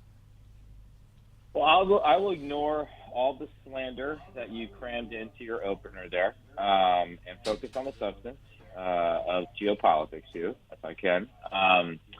I think, and this is my opinion, it's not based on anything we've been briefed upon by the intelligence committee, the armed services committee, but I think it should serve as an indication that while Putin has encountered unexpected friction in the early going of this war, and while he seems to have shifted his goals away from Kyiv and Kharkiv, he is not only dead set on consolidating gains in the southeast and the south coast of Ukraine and dominating the Black Sea, but potentially shifting his focus west, with Odessa being the key front, and potentially sniffing around to instigate a reason to invade and protect Russians in other areas, such as Transnistria, which is a pro-Russian breakaway region of Moldova, sort of analogous to how we think about the Donbass in Ukraine. So bottom line is, I think though Putin has experienced setbacks, his ambitions haven't changed, and his ambitions remain very expansive. It's to recover influence that has been lost since the fall of the Soviet Union. And Ukraine was just the first step in a broader campaign to undermine NATO. And what's happening in Moldova, or the reports of explosions in Moldova, should be a reminder of just how hungry and ambitious and ruthless Putin is. Congressman Gallagher, I mean, they've been talking about Transnistria now for at least 8 years. I mean, this has been on the table. It's part of Vladimir Putin's broader rhetoric about Russia being the protector of ethnic Russian enclaves all through Eastern Europe. And of course, that has to be of particular concern in the Baltic states, where there is a significant ethnic Russian population. But this isn't new. And why did it take so long, even after the 2014 invasion of the Donbass and Crimea, why did it take so long for NATO and the U.S. to wake up to this? Well, I think we got complacent. I think that's sort of the broad story of American foreign policy since the end of the Cold War has been one of complacency. We didn't have anyone breathing down the back of our neck, and we particularly underestimated the threat posed by Russia and China. And I think our European allies in particular were laboring under some naive delusions about the way that geopolitics work and the way you could substitute soft power for hard power. So what we are getting right now is a very costly wake-up call. And while we've had certain European allies say the right things, the Germans in particular, we need to follow through and make sure that they actually do things like invest more in their hard power, spend more money on defense. This is going to be a long and very difficult process of getting our European allies to invest more in their own defense and hardening NATO's Eastern Front. The other thing I'd say, and maybe even the more difficult task, lies not in the military domain, but in the economic and energy domain. I mean, look at what was even more concerning to me was the story that Putin is going to cut off gas supplies to Poland and Bulgaria, or has threatened to do that. The administration has been bragging about the unprecedented sanctions regime that it's imposed on Putin. But the fact is there are still massive, gigantic loopholes in the sanctions we've put in place. And as Bing West wrote eloquently in the Wall Street Journal, we're sending about 1/10 worth of what Europe is still paying Putin for energy supplies. And Europe still remains somewhat hopelessly dependent on Russia for energy. We have to lock that down, and over the long term, we have to help our Europeans find an alternative source for energy. I think hard power analysts like myself tend to discount the role that energy plays in geopolitics, and we do that to our own detriment. And I think what we're seeing in Ukraine is a reminder that these things are thoroughly intertwined, and why it is so important to have true energy independence, and why it's so important for America, which is in an enviable position relative to Europe, to continue to invest in domestic energy infrastructure, including fossil fuels. And of course, this remains the biggest hole in the Biden administration's strategy. It remains intent on launching a war against domestic energy production, and that simply doesn't work. That weakens our geopolitical position, and it gives dictators like Putin and Xi a geopolitical gift. Congressman Hugh again. last night I was rereading, because of Matt Continetti's book, The Right, a 2011 piece by Peter Thiel in which he looked forward into the future. And it stood up very well. And 12 years ago he wrote, or 11 years ago he wrote, that he couldn't in good faith recommend anyone go into the nuclear industry in the United States because it was dead. I think we have to resurrect it. I think we have to get America back and the West back committed to the small reactors, building them everywhere. It's the only way, actually, to keep people free, because energy is freedom. It's also warmth and energy to power the cars that we need. It's the climate. It's everything. But if you run into the climate fanatics of the left, they don't like nuclear power because they inevitably link it up with nuclear weapons. And they think about 3 Mile Island and Chernobyl. What do you think about the future of nuclear power? There is no strategy forward without a dramatic investment in nuclear microreactor technology. And oh, by the way, there is no, I would argue, coherent strategy for moving forward to protect the environment that does not include nuclear energy. It is also a fantastic way to shore up a lot of our military bases domestically, which are too dependent on grids that are vulnerable to cyber attacks. This is also an area that China, our foremost adversary, is investing heavily in and would like nothing more than to dominate the nuclear microreactor technology. It absolutely has to be a priority for a future administration. This administration is not going to do it. It needs to be a priority for the Republicans in our argument to the American people about where we want to go. And if we master this, if we dominate this, if we beat the Chi-Coms, we will have an advantage for decades to come. Interestingly enough, the political sensitivities surrounding nuclear technology and the misinformation surrounding nuclear technology don't just affect us here in America domestically, and don't just allow the left to inveigh against this technology, which is necessary and a huge advantage for us if we did it right. It also affects some of our closest allies. Right now in the Australian election, for example, the incumbent government is being attacked for the AUKUS agreement, this nuclear submarine technology sharing agreement that we forged with the UK, Australia, and America, in part due to concerns over nuclear energy and environmental concerns over nuclear energy. It makes absolutely no sense, which is why we need to do a better job messaging this. And honestly, Hugh, that starts with us, Republicans that are making an argument to take back the House of Representatives. I believe we can lay out a strategy for American energy ascendance that resonates with the American people. That's an all of the above strategy, particularly right now in a moment when Americans are paying massive sums at the pump for bad, counterproductive energy policy motivated by a fear of the woke left and some of its bizarre environmental claims. Now is the time for us to strike while the iron's hot and lay out a transformative agenda for American energy. It's going to require some investment in research and development from the federal government in partnership with the states. But I believe over the long term, that's a smart, productive investment, and it's something we can afford.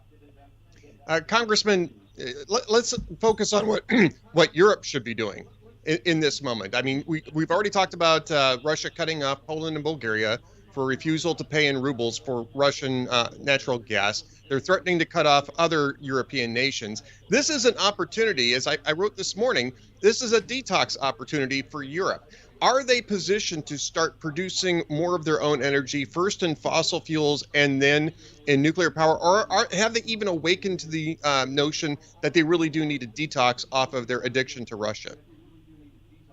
I hate to say it, I don't think so. I think, based on my limiting understanding of the politics there are even trickier than the politics in America when it comes to energy policy. And I fear, even though Europe has been undergoing a low-grade energy crisis for the better part of the last year, I fear there still hasn't been a massive wake-up call. So until that happens, what can they do? I mean, I think we probably have a bigger, more immediate opportunity to convince them to make hard power investments rather than to radically re-alter their energy orientation and policy. And even there, we have some challenges, as I mentioned at the start. I will start to believe all of this rhetoric surrounding NATO waking up and Germany waking up when I see things like intermediate range missile systems stationed in the Eastern Front of NATO, when I see permanent basing agreements with Poland and the Baltic states, I'll start to believe this. And when we talk about dependence on Russian energy, I think it's equally as important for us to continue to talk to our European allies about dependence on China for things like 5G infrastructure, for dependence on China for critical technologies. And of course, that gets to the glaring contradiction at the heart of the left's energy agenda, whether it's the European left or the American left. Ironically and tragically, those who advocate electric vehicles and abandoning fossil fuels would make us more dependent on the Chinese Communist Party and on slave labor in China, because, of course, the supply chain for batteries for electric vehicles leads you right back to Beijing, and that is unacceptable. We have to be very wary of trading one set of dependencies for another set of dependencies. I'll close with this. As we shake our heads and scratch our heads looking at how the Europeans could have gotten themselves in such a precarious position with Russia over energy, we need to look at ourselves and realize we are in a similar position vis-a-vis China in certain critical technologies because of our complacency and our naivety, and we need to reverse that before it's too late.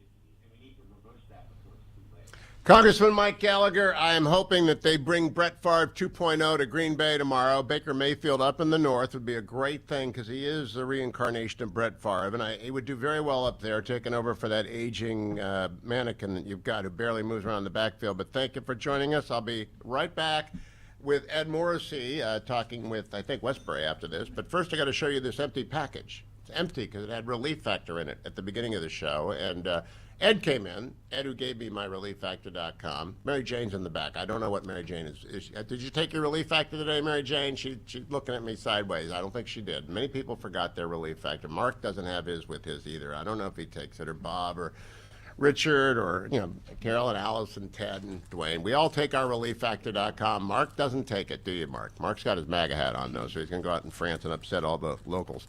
I got my ReliefFactor.com. I took it this morning, and I'm going to be able to go out and pat around the city feeling great because I did today. Rouen, how'd I do? Did I do okay? Whoa. Okay, there you go. That's why we have Pierre. We hear Adam laugh at that. It sounded like you were growling at me. It sounded like normal day. Don't go anywhere, America, except to ReliefFactor.com. Order yours and come right back to the Hugh Hewitt Show.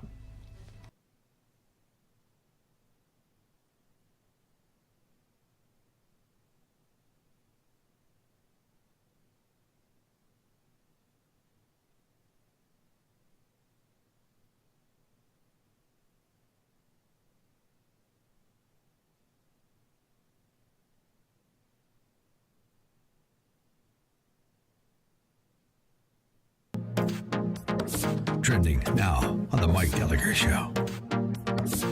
These are clowns who are desperate to prop Joe Biden up. And every last one of the rhinos who did it, the Never Trumpers and the Jen Rubins of the world, they're just flailing, pitiful people who bet on the wrong horse. They're on the wrong side of history, and they are certainly wrong for trying to elevate this guy beyond what he is, which is a blundering, doddering, incompetent old man who should not be in the Oval Office. And that's what we're up against right now. We have a chance to fix these things, and it starts on November the 8th. Beware of rhinos who are propping up either Democrats or fellow rhinos. Keep up with what's trending. Subscribe on YouTube and at rumble.com. How 1 million children were placed with local foster families. Parents from all walks of life share their stories of overcoming the one-child policy by taking in orphans. Go to salemnow.com. Streaming on Salem Now. As Galileans, we witnessed his first miracle.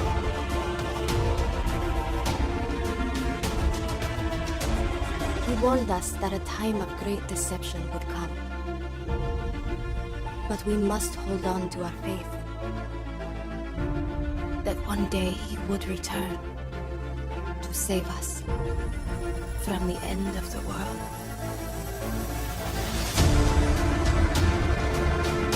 What if there was evidence that proves that this is all real? Because there were so many people bringing up little bits and pieces of this. I'm thinking, there's got to be a pattern here. This discovery proves that he is coming back. This is the most profound discovery in human history. Look for Salem Now in the App Store or go to salemnow.com. Trending now on The Mike Gallagher Show. He takes money that the U.S. gives, and when he doesn't split it with the Bidens, he puts it in his own bank account. So, yeah, I feel bad for the Ukrainian people, but no. I mean, what are we going to do? Just go to the Federal Reserve and fire up the old money machine printer? You know, I tend to agree with him. On the other hand, it's hard not to see the utter devastation, humanity, and the strength, the bravery of these Ukrainian people who are standing up to Russia's Streaming.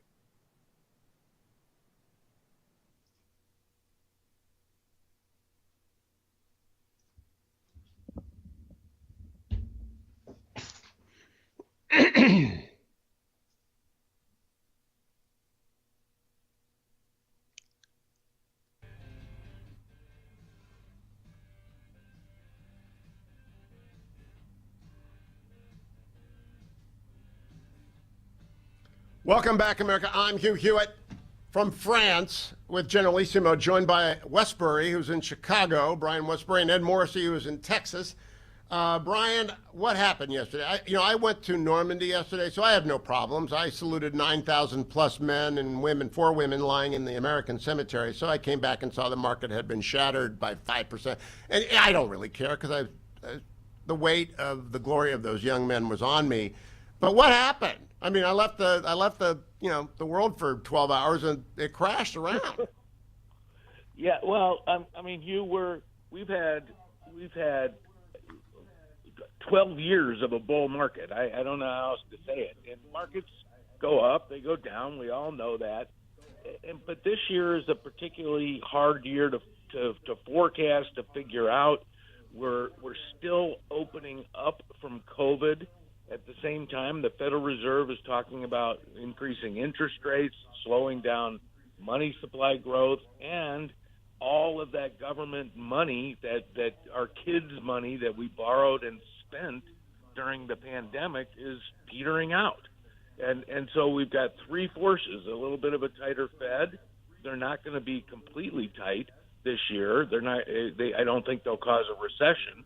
Less government spending, but we're still opening up. And when I put all of that together, I don't think the U.S. will have a recession in 2022, but the market is wrestling with that. And there are a lot of people that fear that we will.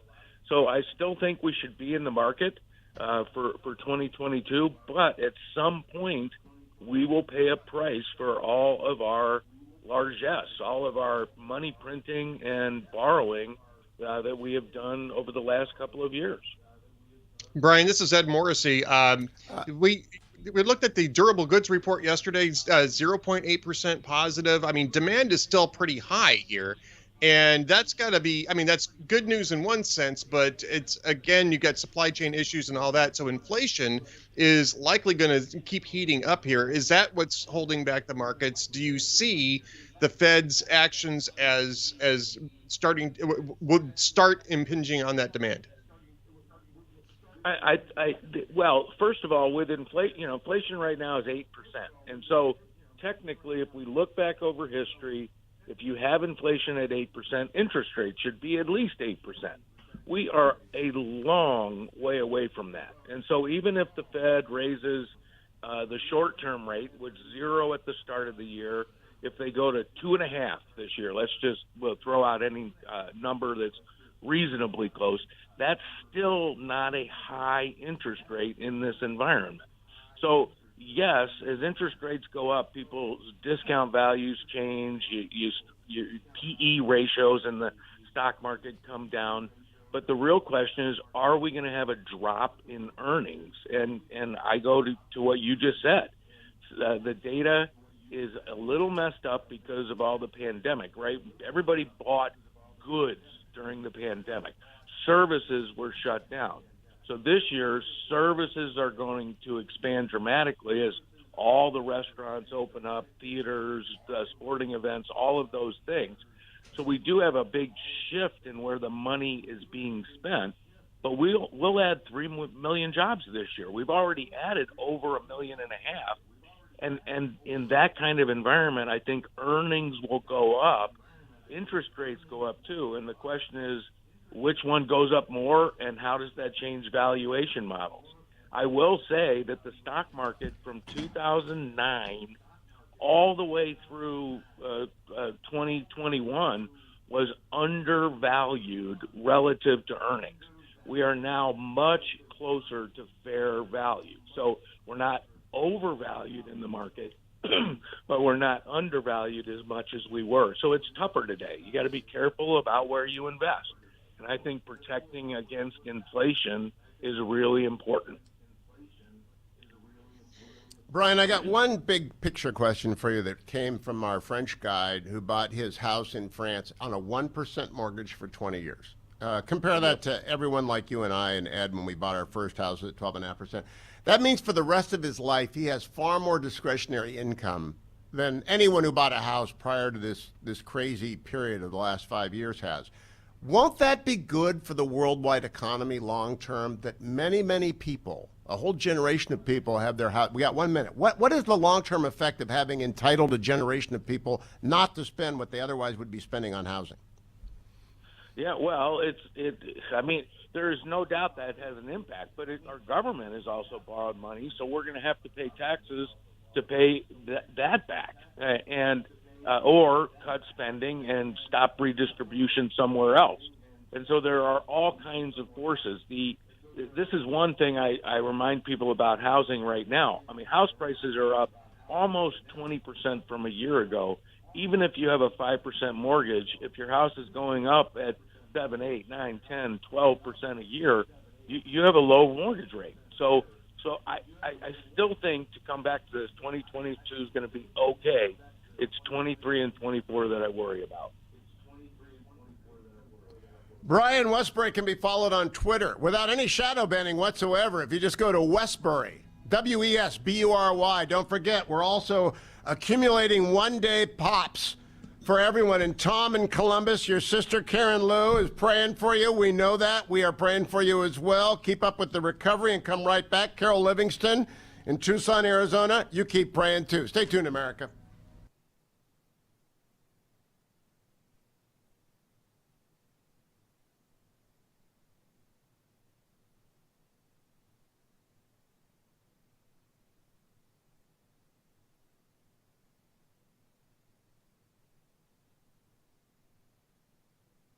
Streaming on Salem Now. Tesla was a genius. His most amazing discoveries thought to be written in a lost journal. Now, in the right hands, it could revolutionize the 21st century. You can stop an earthquake. Doesn't that mean you could start one too? That's why that notebook should never fall into the wrong hands. Shall we stop this thing?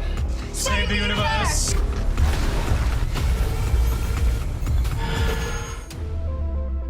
Look for Salem Now in the App Store or go to salemnow.com.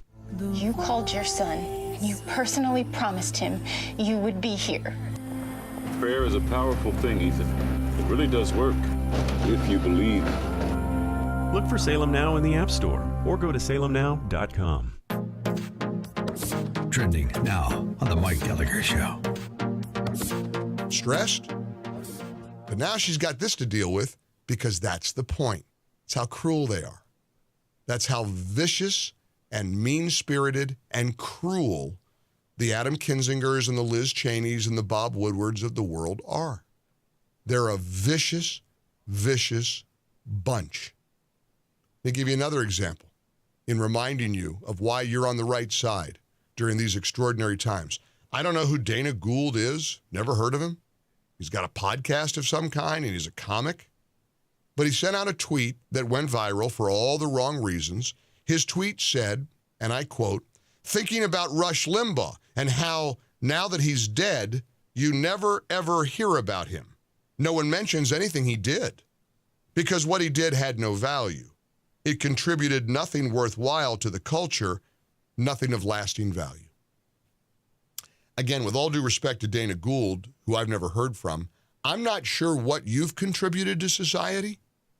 I don't know how many millions and millions of dollars you've directed to charities and the philanthropic works that Limbaugh did during his too brief a time on this planet. But I'm going to go out on a limb and think that you don't even have a fingernail worth of merit in terms of contributions to society compared to the late Rush Limbaugh. But again, it's the cruelty, it's the viciousness of the left that matters. That's what stands out. They are a vicious, vicious bunch. Keep up with what's trending. Subscribe on YouTube and at rumble.com. Trending now on Wilkow. And here's my serious question. You could ask this perhaps of friends, family members, or coworkers. If you're against this bill that simply sets age appropriateness between kindergarten and third grade, all of these people in Hollywood are for abortion. How would you explain an abortion to a 5-year-old? Would you show them medically accurate images? Would you show them a video? Would you explain in perfect medical, scientific only, clinical language what an abortion is? No, you wouldn't. Well, why not? You certainly could to a 17, 18-year-old, a senior in high school who's graduating. Why wouldn't you explain the exact same way to a 5-year-old? I can't hear you. Because that's not, say it with me, age appropriate. So that means that when we're talking about war or violence, death and destruction, medical issues, sexual orientation and transgender issues, there are some things that we don't need to explicitly explain to a 5-year-old or a 6-year-old or even a 7-year-old. You get them in 4th grade. Is that not good enough? And the other side of this is, why don't you just tell us why you're so obsessed with explaining sexual orientation, sex, and transgenderism to a 5-year-old? Keep up with what's trending. Watch Wilkow at 5 p.m. Eastern on Salem News Channel.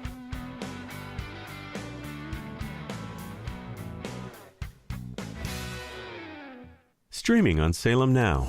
This is a story of how 1 million children were placed with local foster families through an unlikely alliance between the Chinese government and a British footballer. Parents from all walks of life share their stories of overcoming the one-child policy by taking in orphans. With unprecedented access across the country, this is a unique insight into the lives of the 90s orphans now driving the 21st century's fastest growing economy. This story needs to be told across the world. At a time where there's so much negativity and cynicism, here's proof that a single leap of faith can change the world. Look for Salem Now in the App Store or go to salemnow.com. Trending now on the Mike Gallagher Show. Oval Office that is 1,000 times more volatile and dangerous than his predecessor, because Trump wouldn't be making mistakes like this. He might send out a mean tweet to Rosie O'Donnell, and we don't have that anymore, so I'll bet you can sleep better at night. I'll bet the people of Ukraine are glad that Twitter took away Donald Trump's account. I'll bet you they're really thinking about the election process and how we upended the election of November of 2020 and saw Biden, Mr. Grandpa Joe out of his Wilmington, Delaware basis with the most votes any president in the history of America ever got. Yeah, right. right. Keep up with what's trending. Subscribe on YouTube and at rumble.com.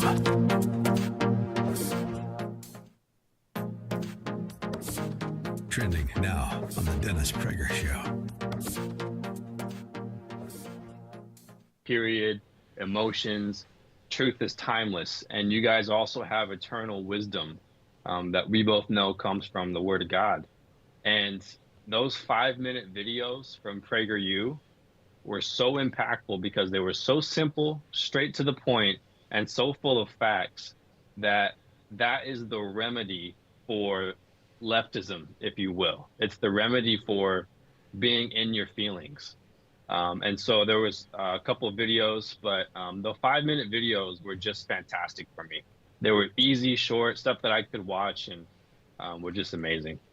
Did somebody bring those to your attention, or you just discovered it on the internet?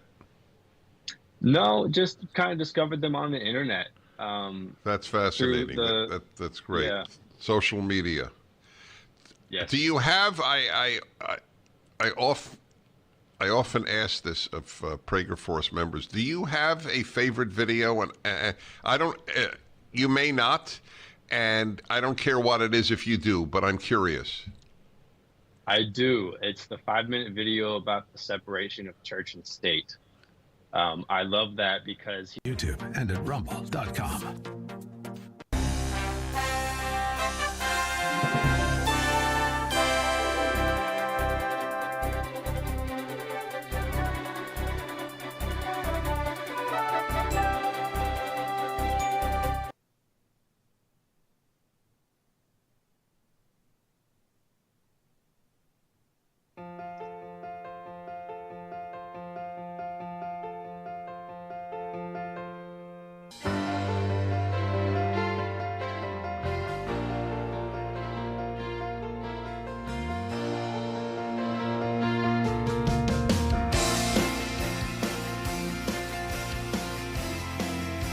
Morning, Glory, America. Bonjour, hi, Canada. Hugh Hewitt from France with Generalissimo along. And joining me in Texas is Ed Morrissey, who's there in case the French internets fail. And joining us from either Washington or Oklahoma is the great senator from Oklahoma, James Lankford.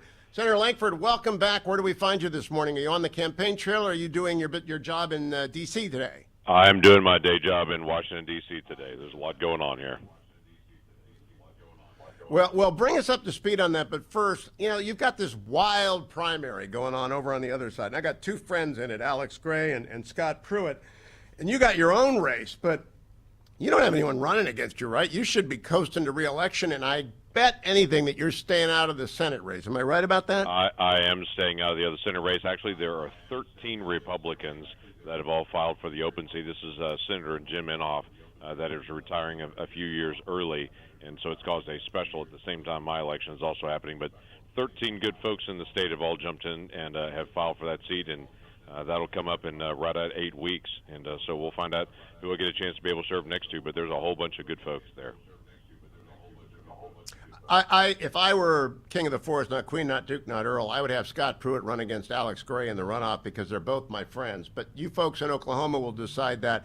Tell me a little bit, just before we move on, Senator Inhofe, to questions that Ed will lead off with, your appreciation of Jim Inhofe. Because I love the guy. I've loved him forever. And you get to work, you've worked with him for a long time. I think you're ending your second term as senator. Just tell people about Jim Inhofe. Yeah, Jim Inhofe's been in the Senate since 1995. He came in and jumped on the Armed Services Committee and has worked incredibly hard on our national defense for all of these years. He's a longtime serving senator, and he's not just been valuable to Oklahoma. He's been really valuable to the nation in the work that he continues to do. So he's focused on two areas his whole time that he served. One is on transportation infrastructure areas, and the other one is on national defense, and the whole country has benefited from him digging in on those two areas for a very long time. So he'll be very missed in the Senate, and Oklahomans are stepping up, and they're going to try to pick who fills in that spot next. All of us realize that we're not irreplaceable. Every single person, there's someone behind us that's ready to be able to take that spot. And just like there was somebody before me, there'll be somebody after me. Same thing with Jim Inhofe. It's a great thing about our republic. There's always more leaders that are stepping up to be able to help lead the nation. Good morning, Senator Lankford. Just to just want to say really briefly that Senator Jim Inhofe has invited me to his office on several occasions. He's one of the true grand gentlemen of the upper chamber, and he will definitely be missed. As you say, nobody's indispensable, and there'll be fine people to succeed him there, but nobody's going to be Senator Inhofe, and I certainly appreciated his service as well. I want to focus on inflation here, because I think that we've talked a lot about energy today, and energy is a major component of inflation, but there doesn't seem to be any action coming on energy. So I'm wondering, from where you sit in the Senate, is there any policy that's being pushed to effectively address inflation at this point in time, or is it just as feckless in Washington on inflation as it is on energy at the moment? It is absolutely just as feckless, and it's exceptionally frustrating. The far left has really focused in on we need to work on climate change, nothing else, when there's a quiet realization, even among the Biden administration in their own numbers, that we will need more oil, more gas, and more coal 30 years from now than we even need now. Their own numbers and their own estimates will continue to say, at least for the next 3 decades, and that's as far as they actually forecast, we're going to have increasing demands for oil, gas, and coal. But at the same time, they're going to say, but we don't want to use any of it, but we know we're going to need more of it.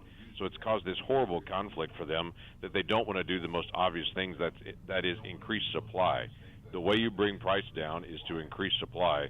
So they fight against pipelines, they fight against export terminals, while Europe is saying we want to get off Russian gas and Russian oil. We have the solution to that we can help advance that supply here, as well as multiple other countries can be able to help Europe with that. But currently this administration is not helping Europe when they're asking for the help, and not helping the American consumer. Instead, they're focused on things like, well, let's just do more ethanol, and if we do more ethanol, that'll bring down the price.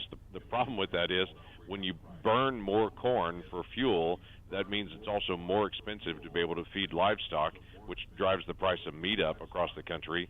And right now, Europe is desperately in need of corn because Ukraine typically sells their corn to them, and obviously they can't do that this season, so we should be selling more corn to Ukraine, but instead the Biden administration wants to burn more corn for ethanol on it.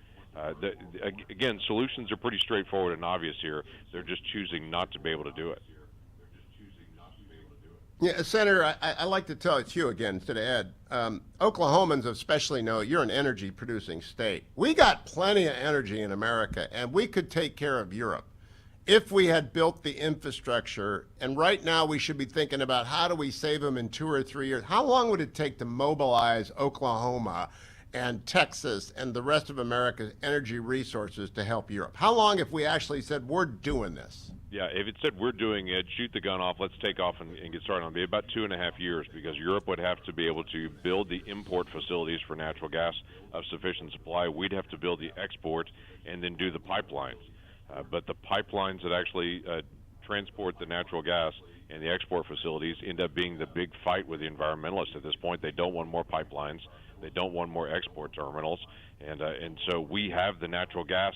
It will help American jobs. It will help American energy. And quite frankly, even if I'm an environmentalist, this makes good sense, because Germany is going to switch to coal to be able to take care of their needs. So if you want to even deal with the environmental issues, you should want more American natural gas being sold to Europe, not Germany just switching over to more coal to be able to do this. And I understand all the dynamics of coal as well. The world's going to need an increasing amount.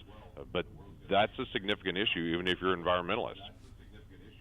So I've been talking with people in the oil industry down here in Texas, too, about the same issue. And I mean, the part of the issue here, I think, that people don't grasp is that the oil companies isn't just Exxon, Mobil, and Gulf, right? I mean, this is an incredibly diverse industry, a lot of small players in here.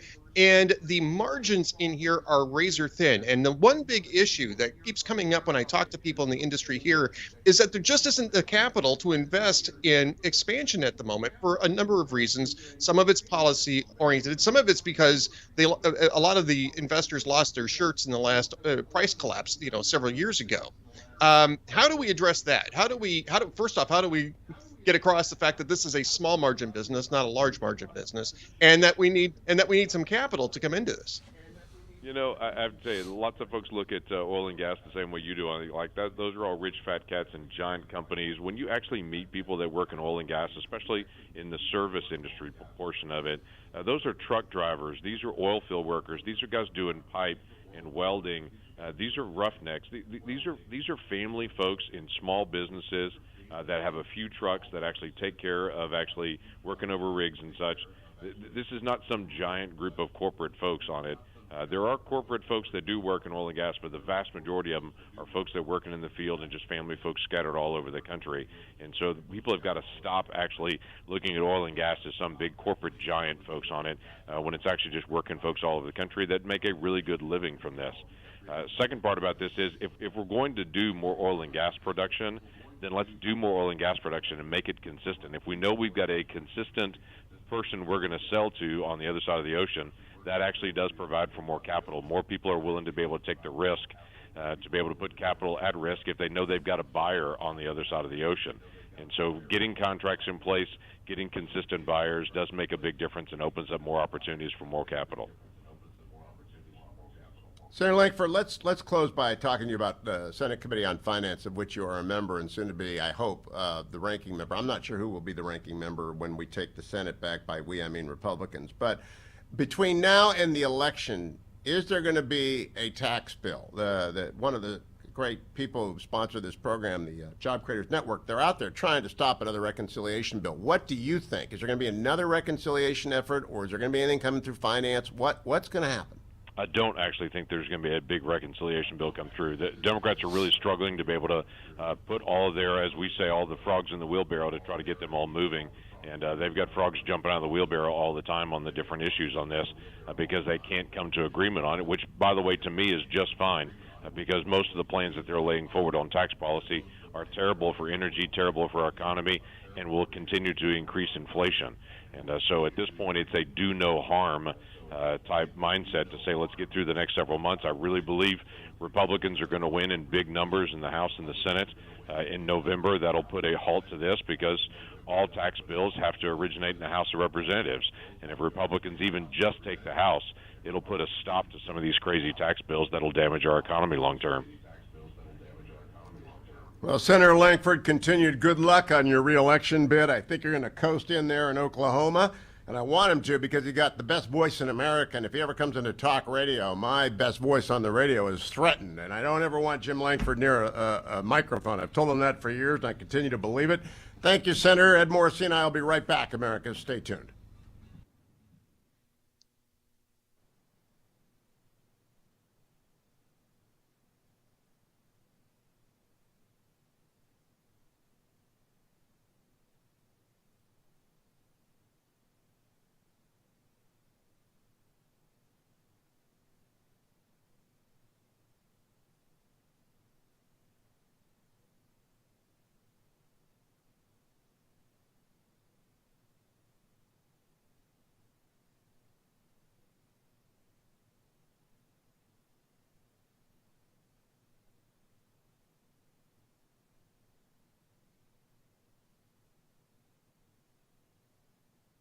Streaming on Salem Now. This is a story of how 1 million children were placed with local foster families through an unlikely alliance between the Chinese government and a British footballer. Parents from all walks of life share their stories of overcoming the one-child policy by taking in orphans. With unprecedented access across the country, this is a unique insight into the lives of the 90s orphans now driving the 21st century's fastest growing economy. This story needs to be told across the world. At a time where there's so much negativity and cynicism, here's proof that a single leap of faith can change the world. Look for Salem Now in the App Store or go to salemnow.com. Trending now on the Mike Gallagher Show. Oval Office that is 1,000 times more volatile and dangerous than his predecessor, because Trump wouldn't be making mistakes like this. He might send out a mean tweet to Rosie O'Donnell, and we don't have that anymore, so I'll bet you can sleep better at night. I'll bet the people of Ukraine are glad that Twitter took away Donald Trump's account. I'll bet you they're really thinking about the election process and how we upended the election of November of 2020 and saw Biden, Mr. Grandpa Joe, out of his Wilmington, Delaware basis with the most votes any president in the history of America ever got. Yeah, right. Right. Keep up with what's trending. Subscribe on YouTube and at rumble.com.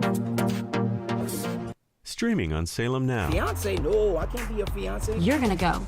You're gonna be my fiance, and you're gonna be the most amazing, fascinating, most successful man ever. We're only gonna be there for a few hours, eat dinner, and I promise we'll have the best breakup of all time. My baby, my princess. Oh, yeah. I peed a little bit.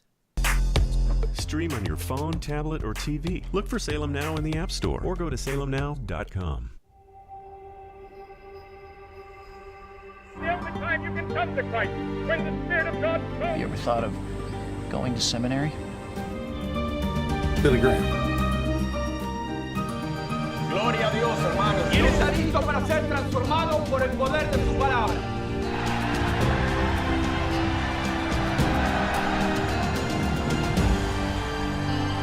Look for Salem Now in the App Store or go to salemnow.com.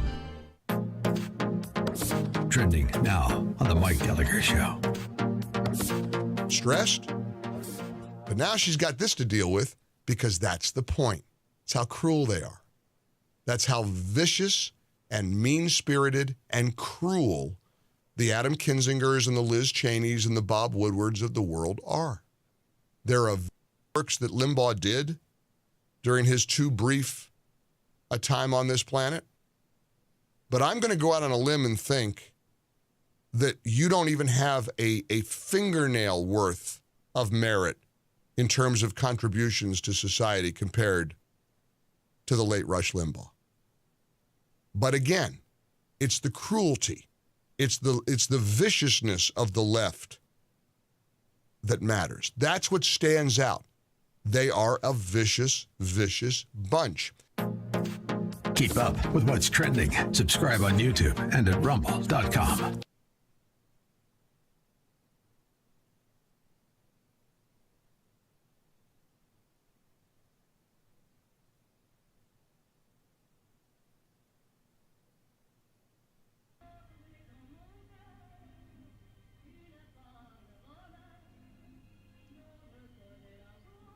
Welcome back, America. Coming up after the break on the Hugh Hewitt Show, French edition. We have 3 more days left in the wonderful nation of France. We will be talking with Matt Continetti. He is the author of the brand new book, The Right, The 100 Years War for American Conservatism. Ed Morrissey, first let me thank Andrew and Todd.com for being sponsors. Remind everyone that as markets go crazy, your best investment is real estate, and then you should buy some real estate. And if you want to buy real estate, go to andrewandtodd.com or call them at 888-888-1172. Andrew and Todd will help you buy a rental property, refinance your house. They will help you get a loan that is conceivable to get 15, 20, and you may now be in the area where you want to do an adjustable.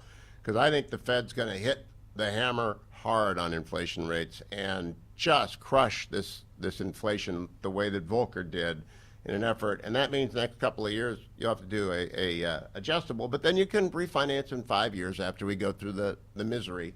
AndrewandTodd.com. Ed, I just wonder, and we'll be talking again with you tomorrow. Thanks for standing by. I just want to know if you think the Fed is going to be as brutal as Volcker and Reagan were when they had to be to stop this. No, because I think that they are probably part of the same. It's probably still the Bernanke thing here going on. And the other difference here too is, I mean, they're expansionists, they're monetary expansionists, they're still monetary expansionists. But the other thing here too is that you have a government that's not really responsive to fiscal discipline and to the types of policies that would rein in inflation, right? And so, and as well as to promote organic economic growth, which is the whole reason that Bernanke had to do these quantitative, expansions several times during the Obama administration because the policies weren't oriented to growth. And so they got growth on the cheap and structured the American economy in such a way that inflation was inevitable. Joe Biden just provided the catalyst for it with this last tranche of COVID-19 relief spending. So I don't know that the Fed's actually a different body than it was during the Bernanke years. I think they still see themselves as the only responsible. I just think no one can put up with inflation for long. No one can. And so eventually you got to pull the Band-Aid off, and it's Joe Biden is dooming the Democrats. I think they know that if they don't change. And let me also remind everyone out there, when I say pray for Tom in Columbus, who's out of the hospital, and his sister Karen Lou is along with us on this trip, and people like Carol Livingston in Tucson, and their whole Newman Center is praying for Tom. That actually makes a difference. And you've been there, right? You've been in some tough situations in a bunch of hospitals. People are praying for you. It makes a difference. Makes a huge difference. Absolutely makes a huge difference. Why? It's the solidarity that we have in faith of the Lord, I think, and it just reminds us that we are all in the hands of God. And those types of crises help connect us, and the prayer is sort of that connectivity that reminds us that we're all children of God and that we are in His hands and that His will really wishes the best for us. And it is that type of strength that allows you to get through those crises, I think. I ask you not just because of Tom, but because I'm in the empty churches of France. And they are empty, and they've been empty really since 1789. And Cardinal or Bishop Lefebvre and the others notwithstanding, it's a pretty on its back Roman Catholic Church in France.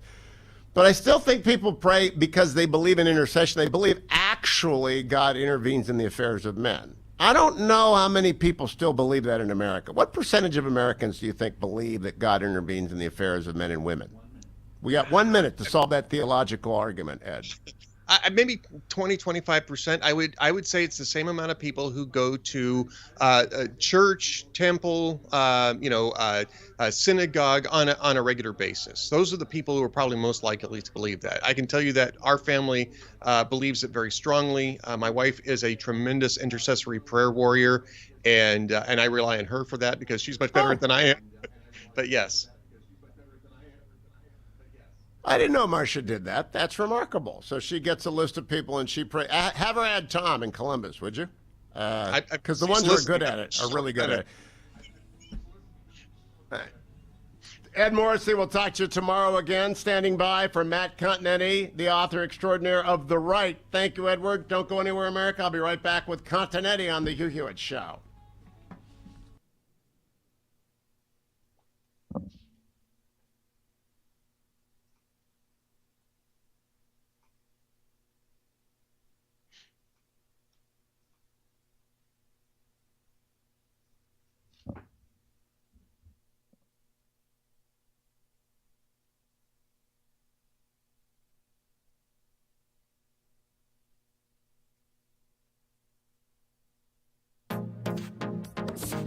Trending now on the Dennis Prager Show. Period, emotions, truth is timeless. And you guys also have eternal wisdom that we both know comes from the Word of God. And those 5-minute videos from PragerU were so impactful because they were so simple, straight to the point, and so full of facts that is the remedy for leftism, if you will. It's the remedy for being in your feelings. And so there was a couple of videos, but the 5-minute videos were just fantastic for me. They were easy, short, stuff that I could watch and were just amazing. Did somebody bring those to your attention, or you just discovered it on the internet?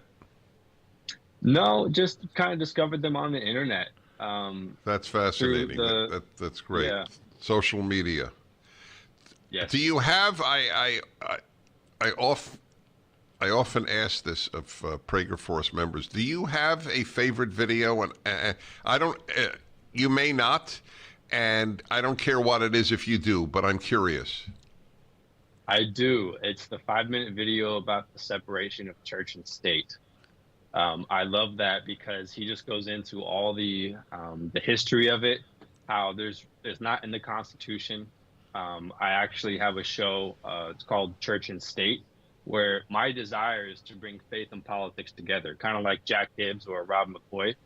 I want the church, I want people who have not been engaged in this kind of arena before to see that there's really no difference, that everything is sacred, kind of like the Jewish mind. Keep up with what's trending. Subscribe on YouTube and at rumble.com. Streaming on Salem Now. Fiance? No, I can't be your fiance. You're gonna go. You're gonna be my fiance, and you're gonna be the most amazing, fascinating, most successful man ever. We're only gonna be there for a few hours, eat dinner, and I promise we'll have the best breakup of all time. My baby, my princess. Oh, yeah. Stream on your phone, tablet, or TV. Look for Salem Now in the App Store or go to salemnow.com. The only time you can come to Christ, when the Spirit of God comes. You ever thought of going to seminary? Billy Graham. Gloria a Dios, hermano. ¿Quién está listo para ser transformado por el poder de su palabra?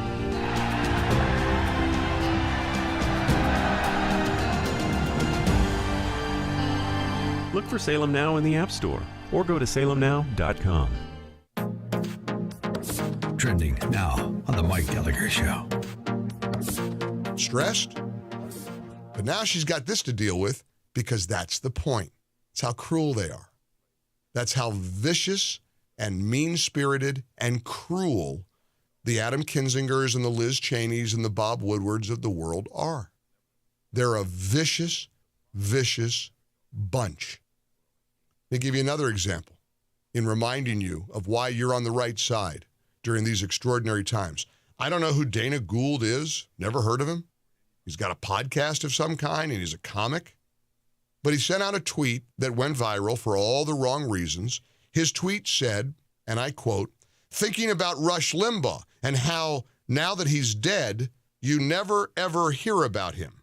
No one mentions anything he did because what he did had no value. It contributed nothing worthwhile to the culture, nothing of lasting value." Again, with all due respect to Dana Gould, who I've never heard from, I'm not sure what you've contributed to society. I don't know how many millions and millions of dollars you've directed to charities and the philanthropic works that Limbaugh did during his too brief a time on this planet. But I'm going to go out on a limb and think that you don't even have a fingernail worth of merit in terms of contributions to society compared to the late Rush Limbaugh. But again, it's the cruelty, it's the viciousness of the left that matters. That's what stands out. They are a vicious, vicious bunch. Keep up with what's trending. Subscribe on YouTube and at rumble.com. The Democratic Party somehow has convinced black people that they're the good guys. Never mind the skanky history of the Democratic Party. That was a party of slavery. They're racist, racist, racist. Everything's racist. Look for Salem Now in the App Store or go to salemnow.com.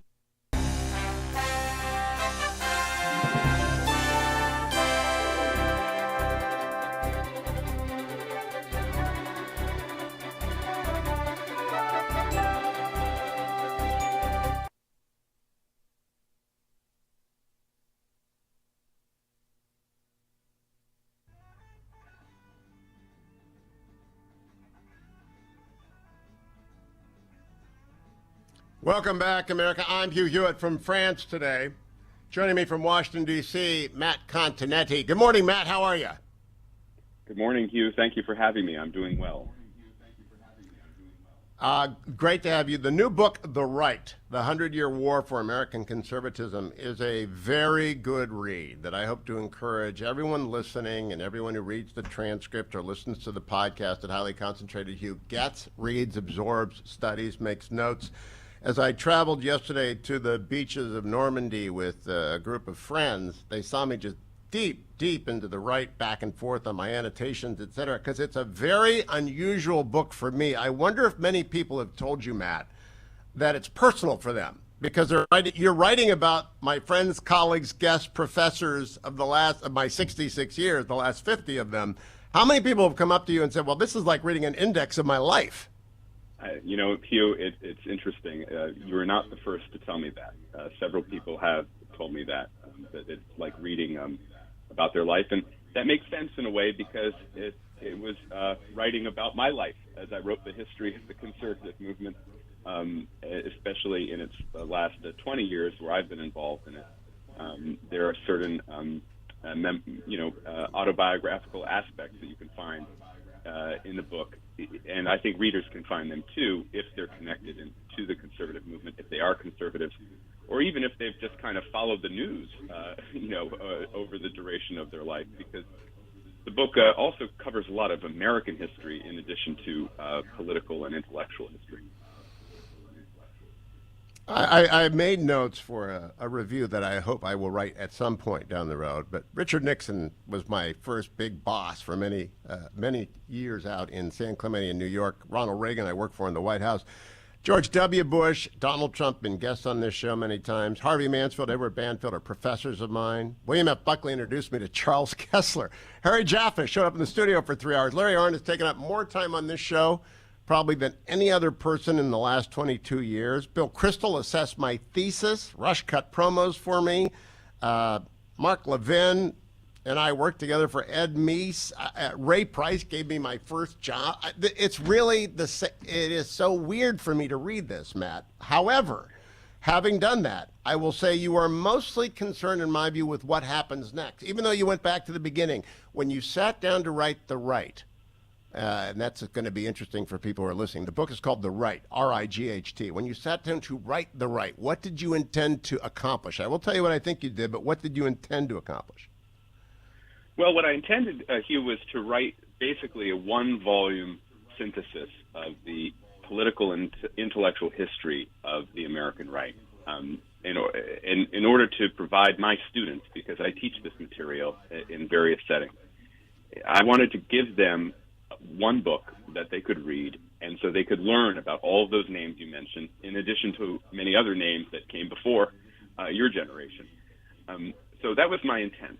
My second purpose was to figure out where the right arrived at the present moment. How did we get to where we are today? And by researching that, I ended up having to go very far back into the past. Further back than most of the conventional accounts of the conservative movement in America, which typically begin at the end of World War II.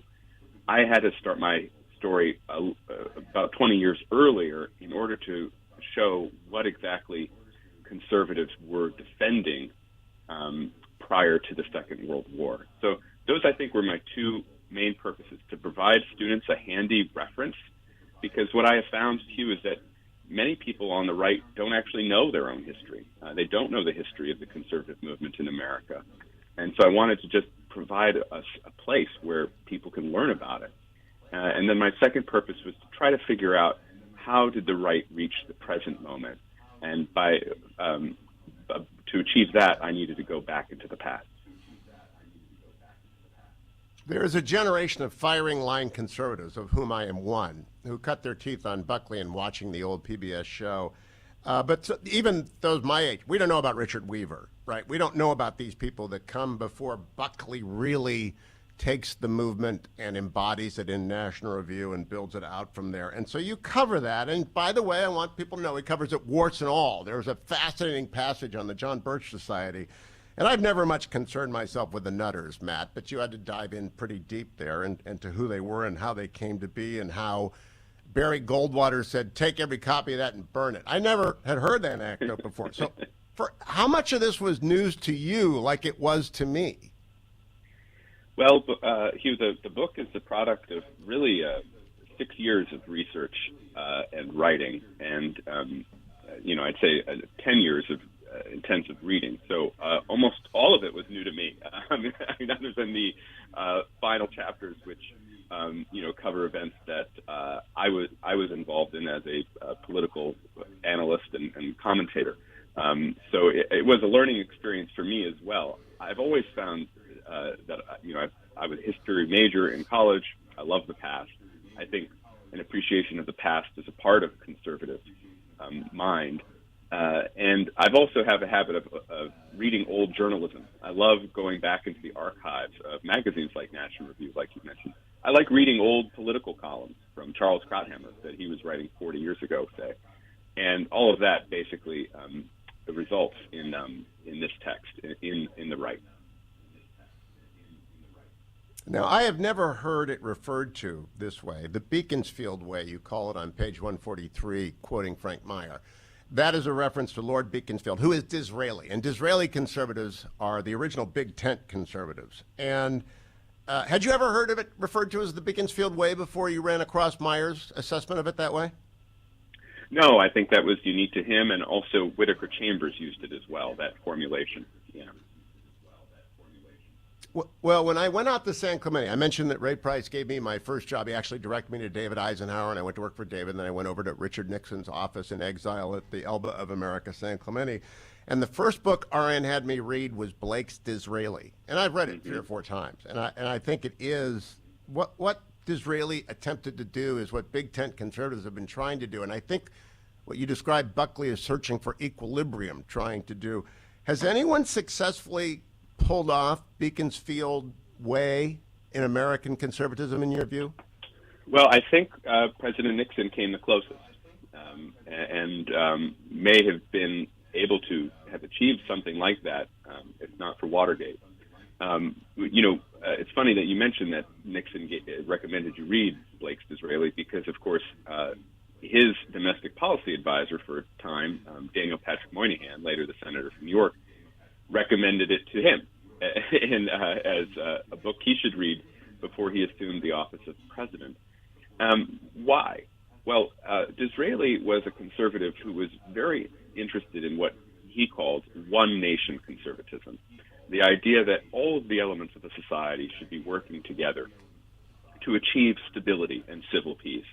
And for Disraeli, that meant sometimes that you would use government to help the condition, improve the condition of the working classes and of the poor in the furtherance of civil peace and order.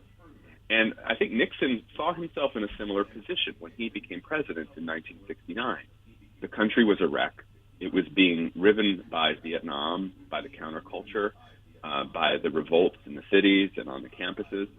And Nixon felt it was his job to reestablish domestic tranquility, what he called law and order in his 1968 campaign. And so this view that sometimes you'd have to use government in order to reestablish order, and that actually was a conservative principle, order in society, was something unique to Nixon. And I think he did a fair job of it, but for Watergate, which really, exploded shortly after he began his second term.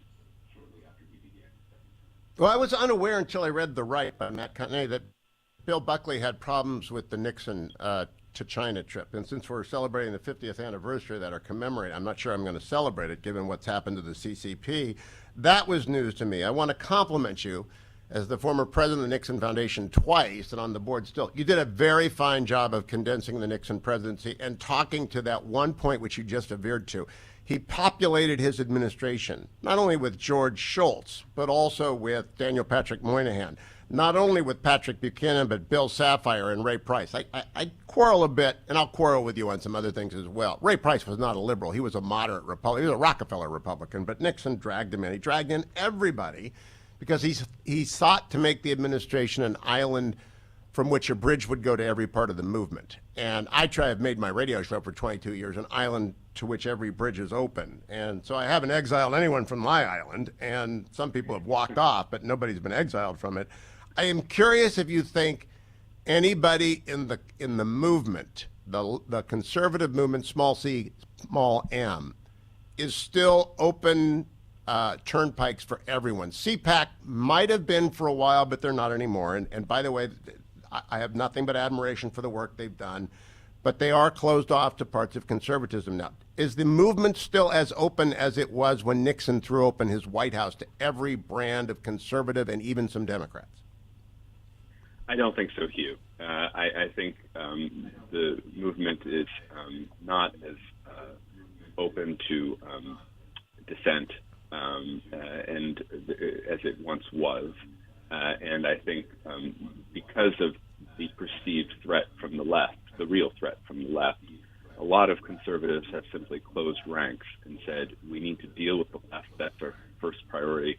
And so we don't have the time to have a long discussion or debate about what we should be doing on the right. We need to worry about the left first.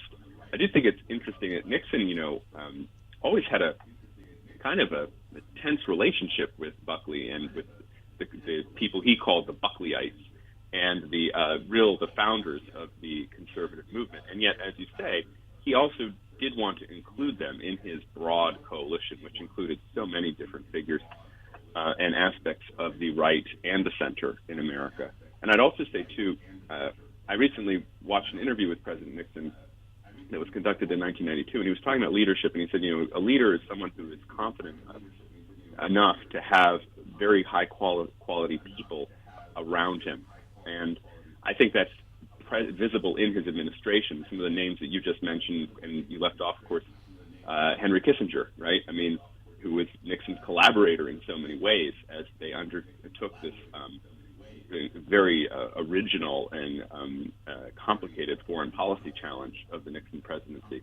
He was someone who was not only interested in having as wide a coalition as he could, but he also wanted to surround himself with the brightest minds. And having Daniel Patrick Moynihan as your top domestic policy advisor and Henry Kissinger as your top foreign policy advisor, I'd say you've done a pretty good job of surrounding yourself with top intellects. The most interesting thing about the Nixon era, and it's one of my themes, so I'm going to jump ahead in my outline, Matt. Presidencies can be ultimately evaluated, in my view, as how did they serve the Constitution? And you serve the Constitution by the people you put on the bench. President Nixon's greatest failure is Harry Blackman. Warren Burger was not very good. Lewis Powell was okay, and Rehnquist was great. Ike's greatest failure was Earl Warren and William Brennan. Reagan's greatest failure, though I admire her character, is Justice O'Connor and Justice Kennedy. H.W.'s greatest failure is David Souter. We don't know yet whether W failed when he picked John Roberts over Mike Luttig. I don't think he did. I think they're both friends of mine, and they both listen to the show, and so they both should hear me say I don't think it makes a lick of difference which one of them was going to be Chief Justice in the long run, though they have different temperaments. But it is Trump's triumph compared to all those other conservatives to have put on Gorsuch, Kavanaugh, and ABC.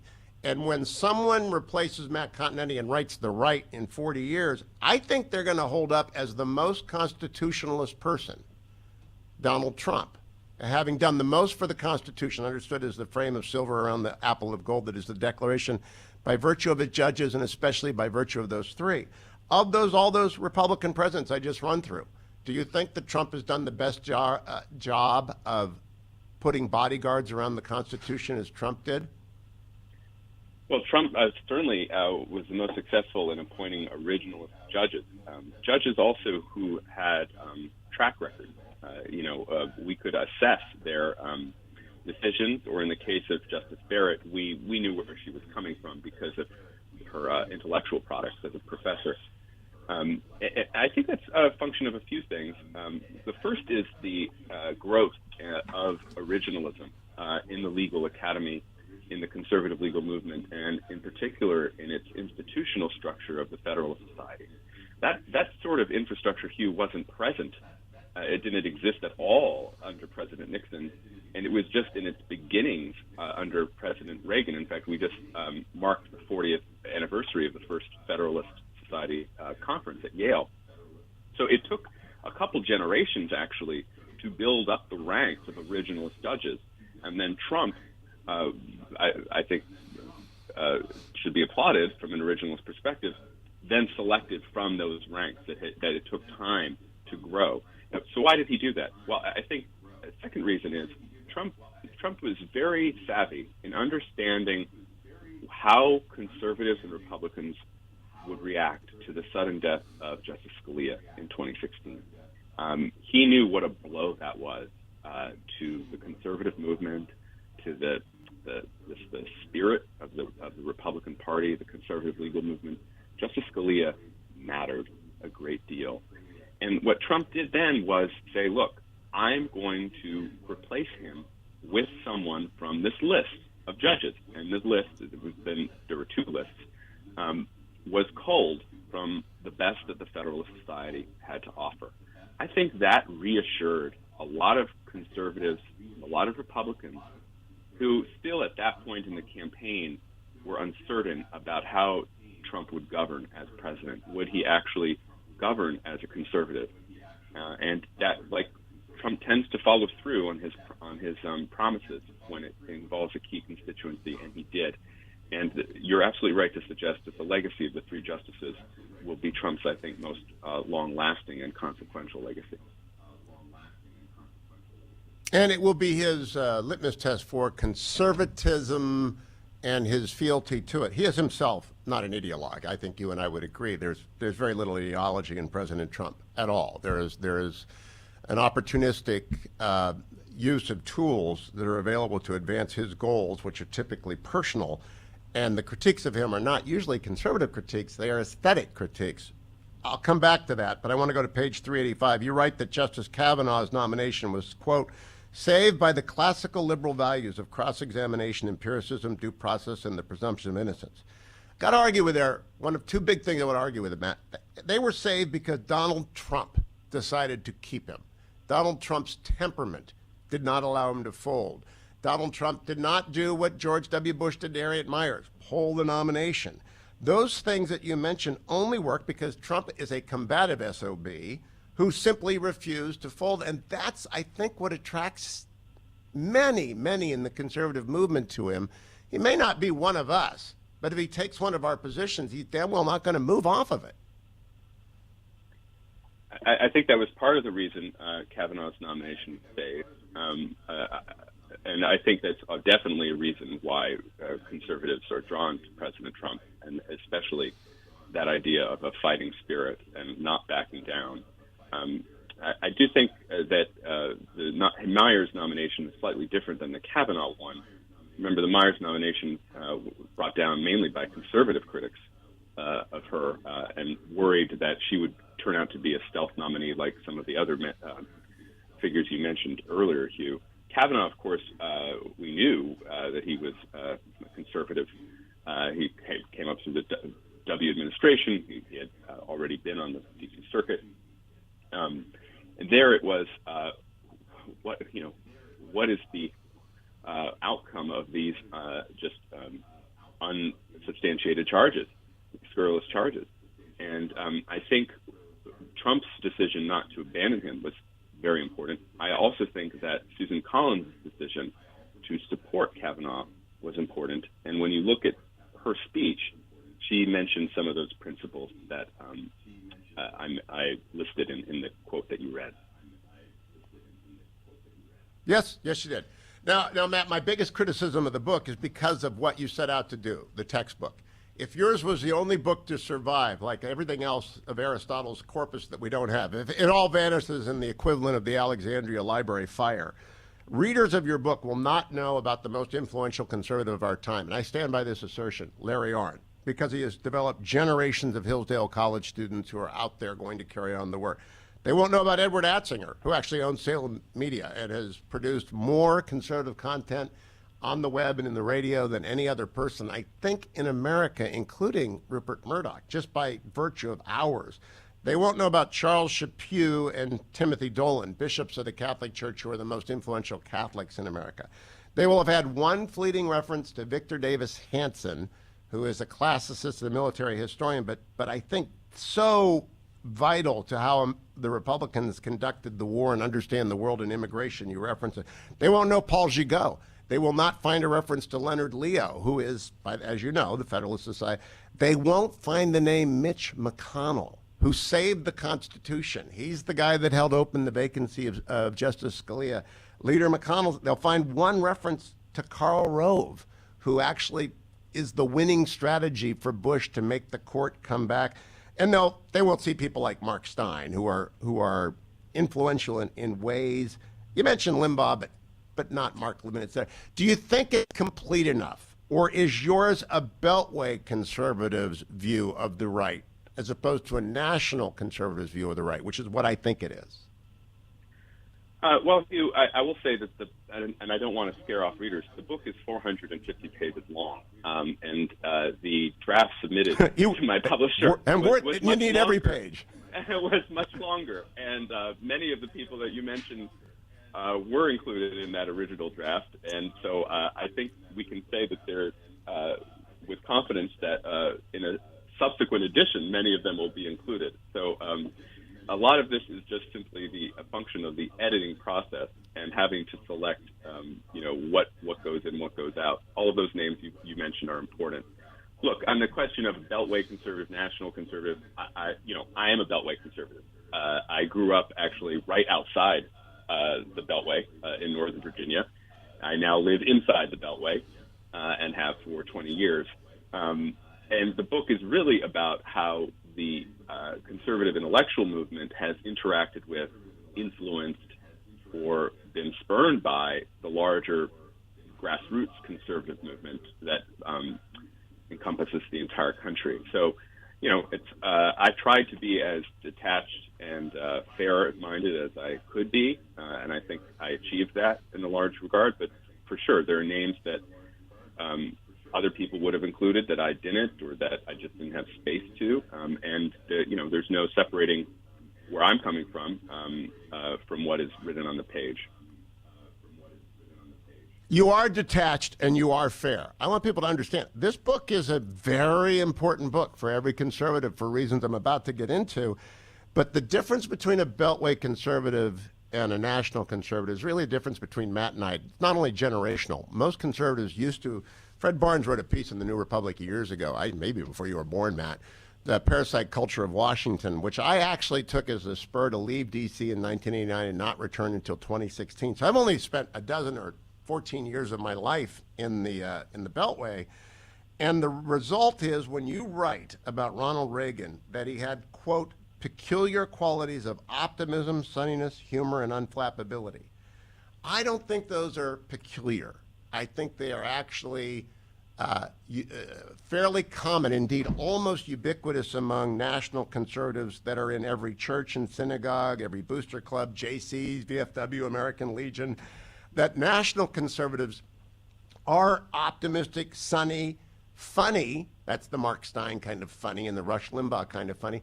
But the Beltway conservatives somehow breathe that air of world weariness. And I see it every day. It's one of the reasons I love to get out of town, and I leave two-thirds twice a year, 3 times a year. I get out for a month at a time just to get away from what is that. Do you know what I'm talking about? That atmosphere of resignation to, people can't, they have to be sophisticated, right? They can't be happy. I think I have a sense of humor, Hugh. So I wouldn't say that all Beltway conservatives are yes, you do. I do get what you're saying, which is that this is a perennial problem on the American right, and one that I discuss in the book, which is that the right will often put up leaders and send them to Washington, only to find that within a few years, many have succumbed to the culture of Washington. They begin reading the Washington Post. Of course, I'm speaking about like when it was just the Washington Post in a hard copy. Now you can read all of the media, and all of the TV media is going 24 hours a day as well. So they begin adopting liberal premises and attitudes. And what the grassroots finds is that these conservatives are cocooned in a way that is detaching them from the realities on the ground across the country. I believe that is the real reason that so many conservatives in New York and D.C. were blind to the rise of Donald Trump. And I say that in my book.